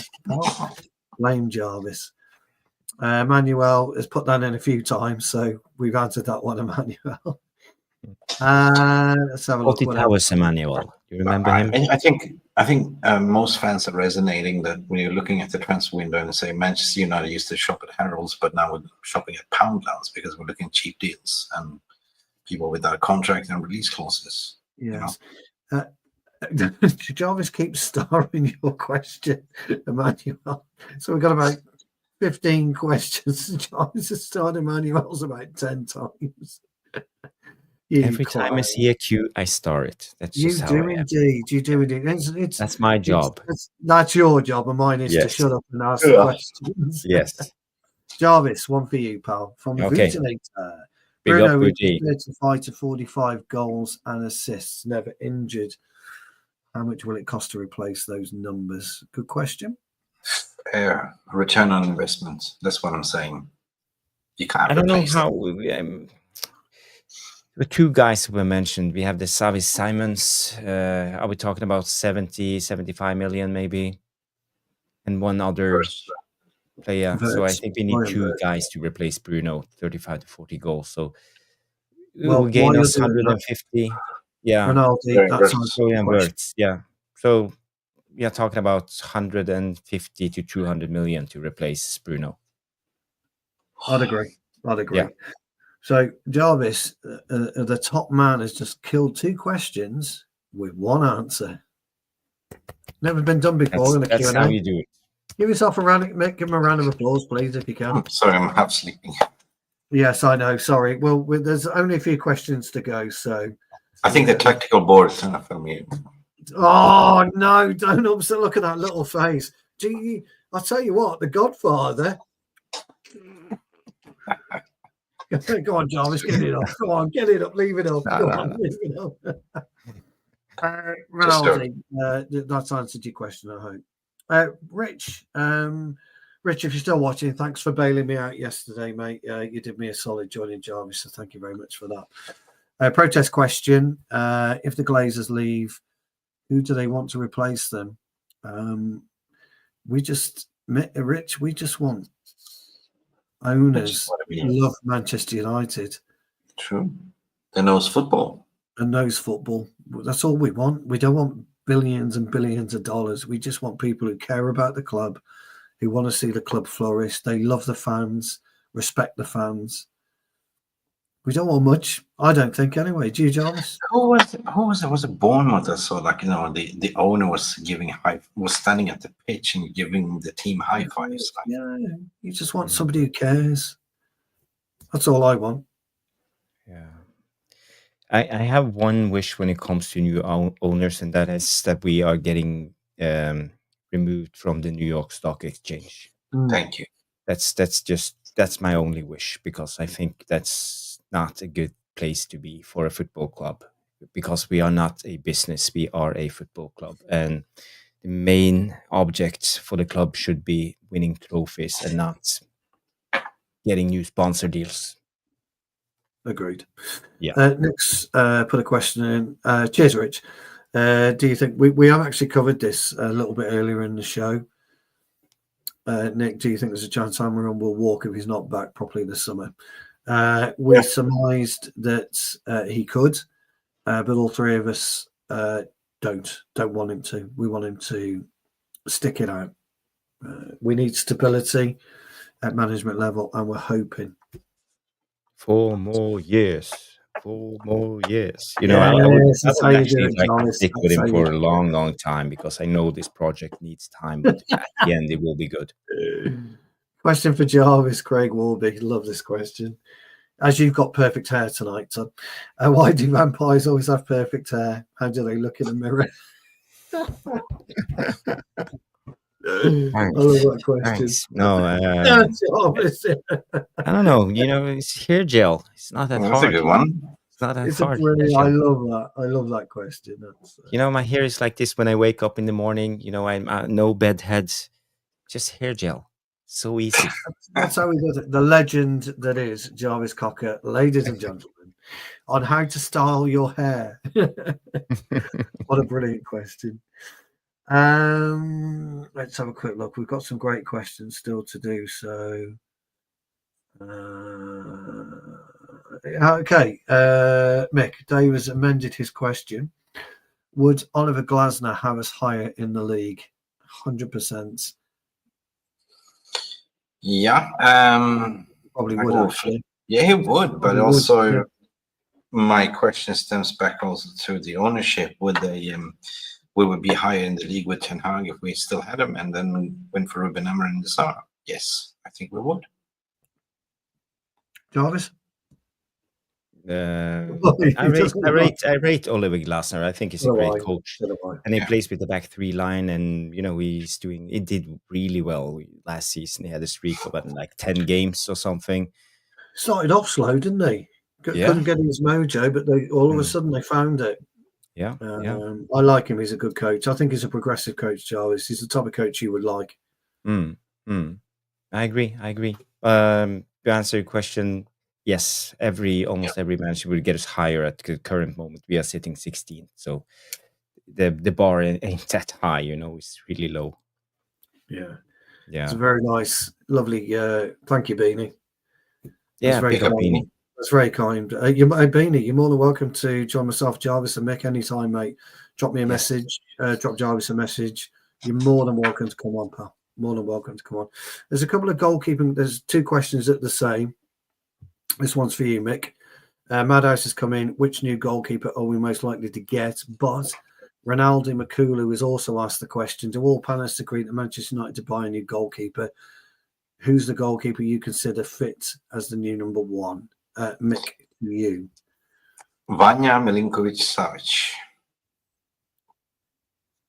Well, is he actually all right? Is he that good? He's about 6'9", isn't he, or something? Yeah, 2 meters and 2 centimeters. The wingspan of that guy. We couldn't get a work permit for him, could we? That was our problem. He couldn't get a work permit. Probably. There you have what's his name, Simon as well. So from Espanyol, another one, cheap option, but he's also a good shot stopper. I just want to have a good shot stopper. I miss the hair. This bullshit of playing out the back. Onana cannot play out the back. The job description of a goalkeeper is to stop the bloody ball to go in. That's the thing. Yeah. So shot stopping, and if you're good on your feet, that's good. But most goalkeepers today, modern goalkeepers, are good on the feet anyway. Yeah, no, that's true. Jarvis or Black, who would you like? He's picked up on that. I knew you were going to say. I knew you were going to say that's why I called you Jarvis or Black. You know what Oblak means in Slovenian? It's cloud. Look at that. Wow. If we could get Oblak for decent money, I'd agree with him. I still stand by. Although he's not been brilliant in the last six games, by the way, I still stand by Sells from Forest. I think he's But I see Jamie Wayne also mentioned Donnarumma, and he did. Yes, I saw that. Yeah, big up, Jamie. Would that be big money though? Wouldn't it? Surely. Yeah. We need a tall, jingly goalkeeper that has a good wingspan. Good reflection.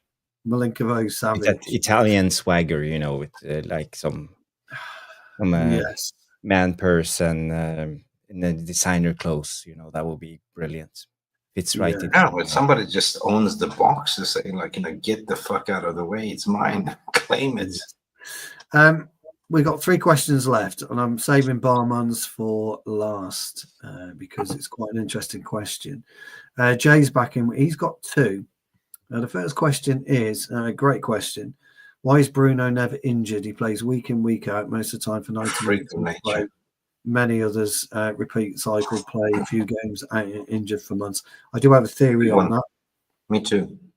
He takes micro naps 3 times a day. He recovers. He eats well. He takes care of himself. He's a true professional, right?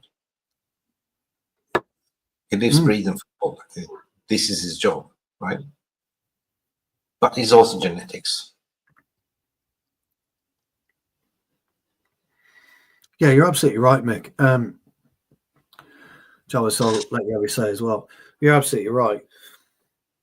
A footballer at the highest level with the highest mentality looks at his physique, looks at his recovery pattern, looks at his recovery schedule, looks at what he eats, looks at his strengths and his weaknesses, and makes decisions on the best way to make himself available.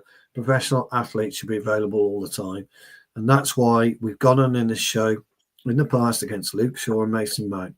And we've been hugely critical about these particular players. Martinez is a little bit different. He was unlucky with his first incident and he's never recovered from his first knee injury. That's his problem. But Bruno has got that mentality of being able to make the adjustments necessary to keep himself fit. Jarvis? Yeah, and I also think it's about his pain threshold. I think it's off the roofs. I would never challenge Bruno for the candlelight test. With trying to hold my hand. He would burn his hand, wouldn't he? He would burn his hand off. I think his pain threshold, or what's it called? It's off the roofs, and he can manage a lot of pain. So yeah, I agree. Yeah. And you played the game yourself, Stu, and it hurts. When you go on that pitch, the first 5 to 10 minutes, your knees hurts, your ankle hurts, your lower back hurts, your everything, your neck. It's awful. Jarvis, that's the same during the game for me. Actually, I have one rule, and I have one rule in football, and I've had this rule ever since I was a child. Never let anybody know you're injured or he hurt you. Never. Just nobody will ever know if you're injured. And then you get in your car, Jarvis, after, and you go, oh, fucking hell, I can't walk. Look around. You get out your car, you're asking your missus for help. Please help me up. You can't do it. You're absolutely right. I love that question, Jay. Great question. Big up, Jay. Also coming with a second question. Why do we buy players that are playing really well? I know the clubs are in for them. We win the race, have a few good games, and go quiet. I've never understood this since the Glazers take over. Jarvis. Yeah, we touched on this earlier, but I believe it's. I think when they first arrive, they believe they already made it.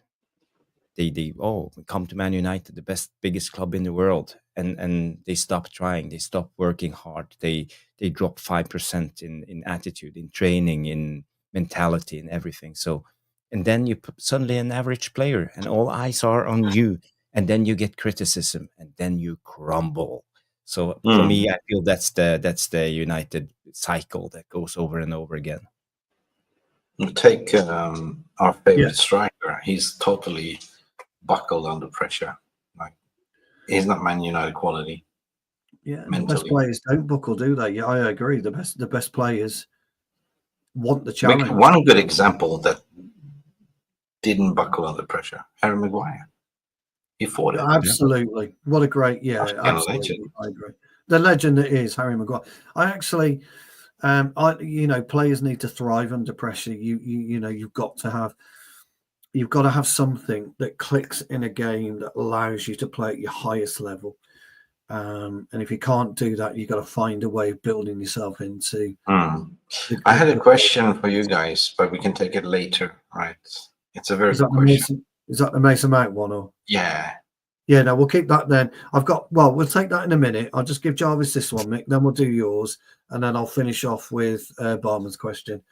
I think Jarvis is going to be conflicted on this one. I knew you were going to say yes straight away. He's like the road runner there, United excess. By the way, welcome. I think that's your first time asking a question, so welcome. But Jarvis was like that. Meet me, the road runner there. He was having Iriola all day long, aren't you, pal?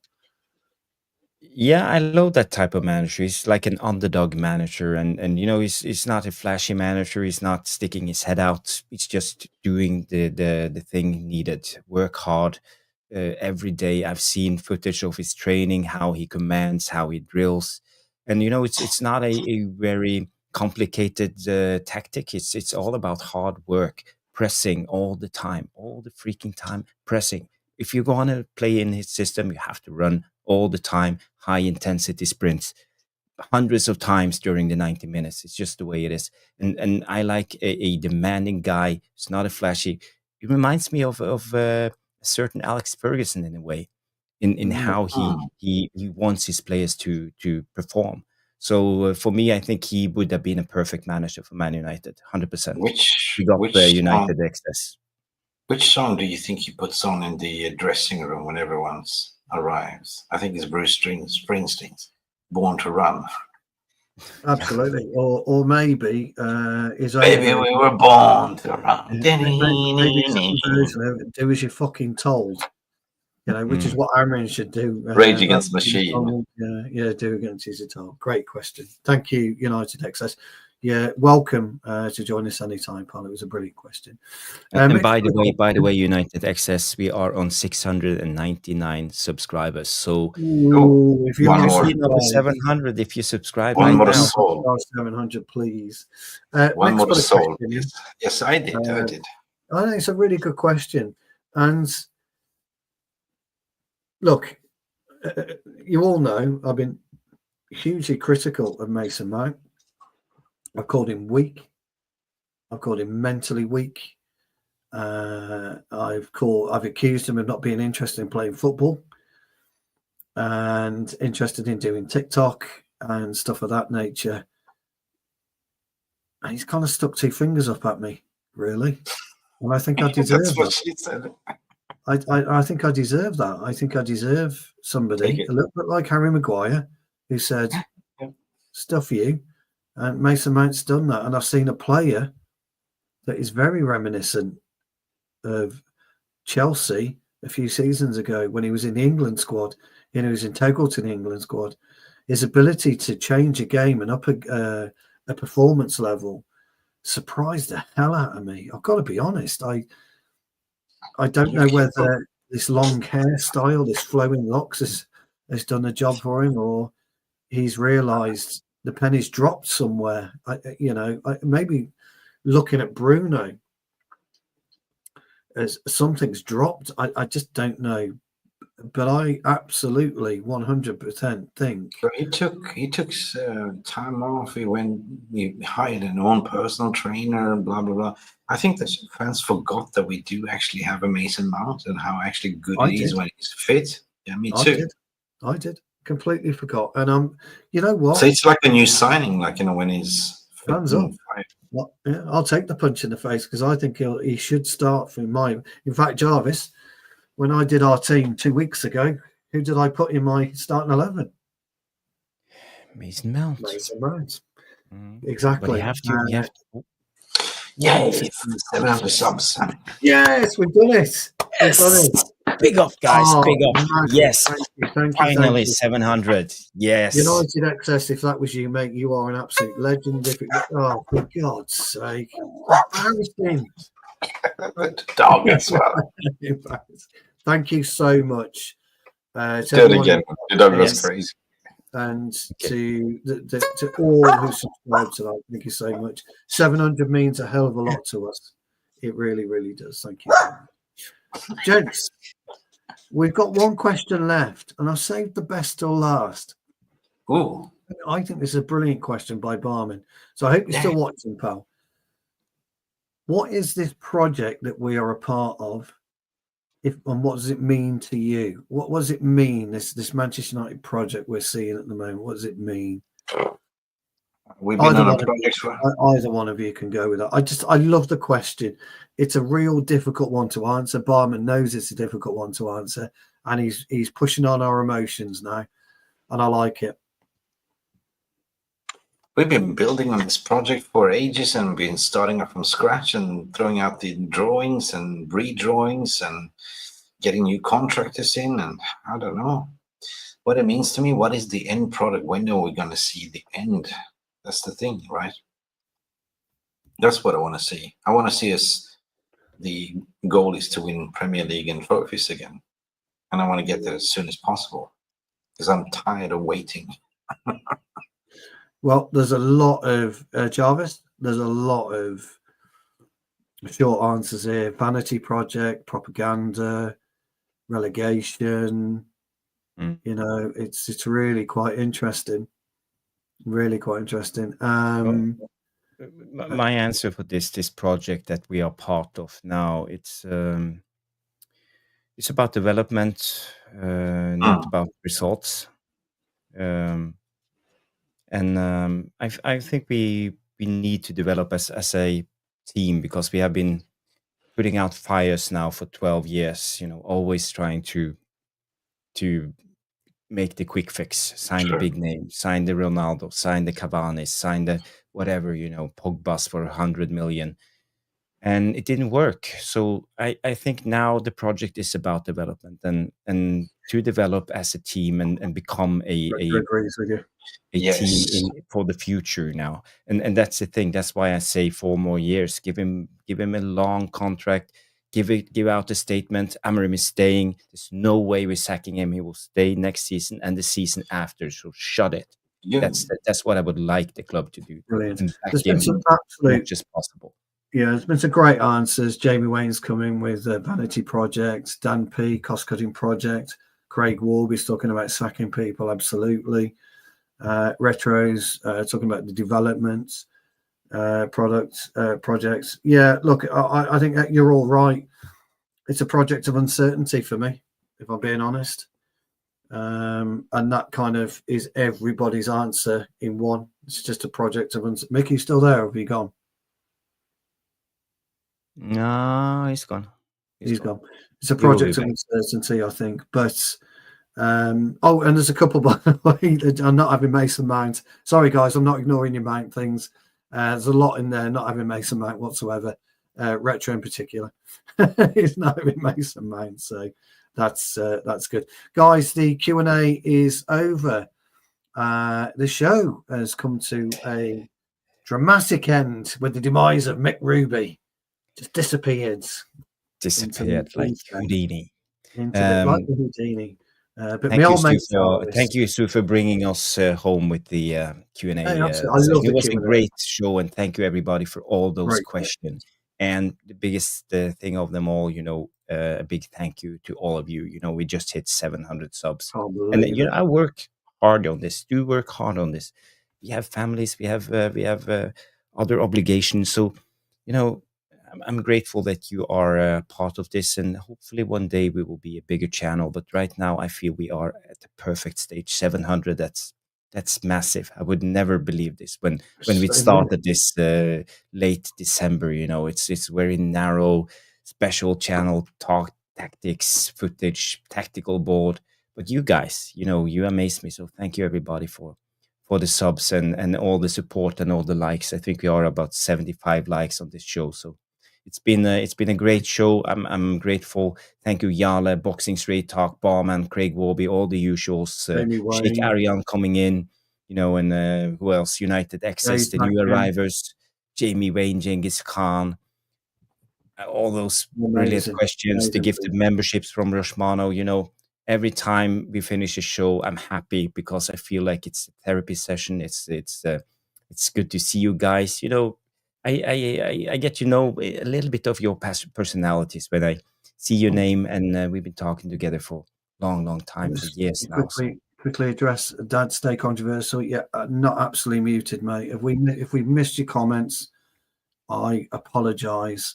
We try and get to every comment possible. I can assure you, you're not muted.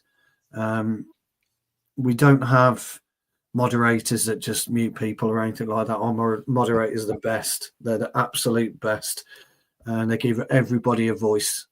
So if you think we're not doing your comments, keep them pushing them. Dad Stays Controversial, because I promise you we will get to them.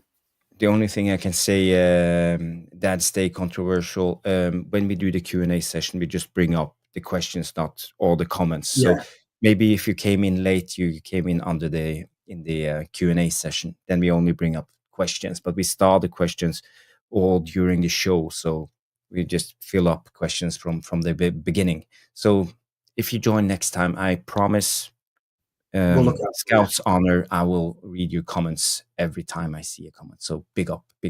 Okay.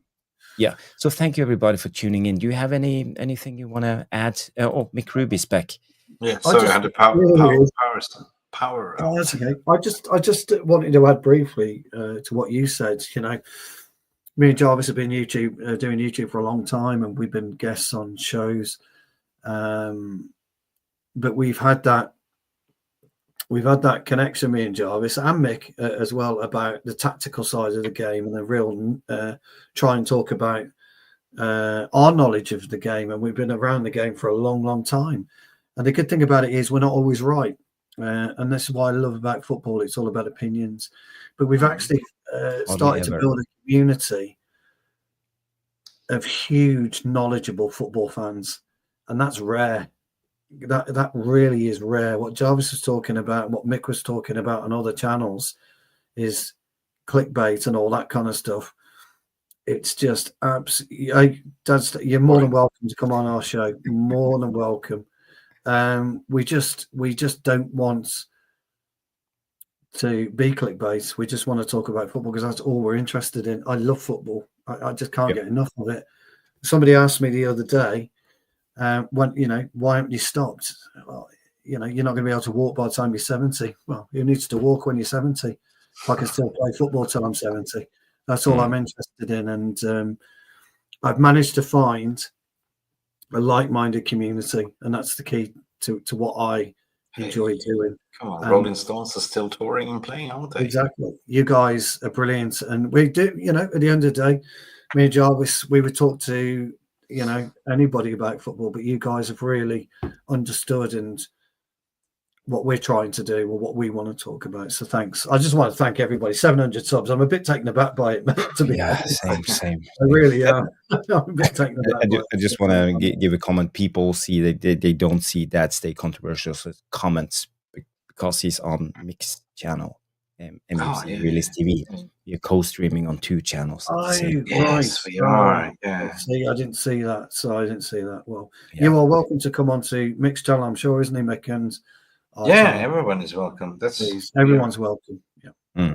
But don't forget, I will put the link to the show that explains playing out from the back in the non-live section after the show, and I would be pleased if you can leave a comment after the show in the non-live section. It always helps out the algorithms to push the video, so we double our views when I get 10-15 comments, and I try to answer every one of them when I have the time. So thank you everybody for tuning in. Thank you, Mick, for coming on. Thank you, Stu, for being here as always. We will be back. When is the next game?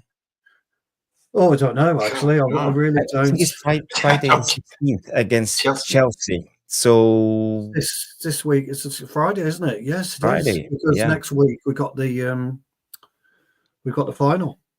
Yes, so it will be great. So we will be back at least with a match reaction after that game. Maybe if I get the time, I will do a preview, but I can't promise anything.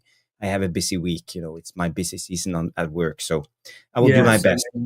I'm in London for a couple of days now, this week. So yes, same here. But I'm in training. I'll keep you posted on the great aftermarket 5-a-side tournament next week, which is the night after the day after the final. So Man United win the cup. Stu Woolley lifts the trophy the following day. That's how it's going to be. And then I'll be in hospital over the weekend because I'm knackered. When is the final? 22nd, was it? 21st. Wednesday. I really hope for a victory because I'll be covering the Malaysia tour. Oh, of course. Yeah, 2028. Yeah, so we have that. And then we pretty much fly off. Yeah, they fly off straight after that, don't we? Yeah. So that'd be something. Hopefully I catch some players. I know we're not doing any questions, but I love that question.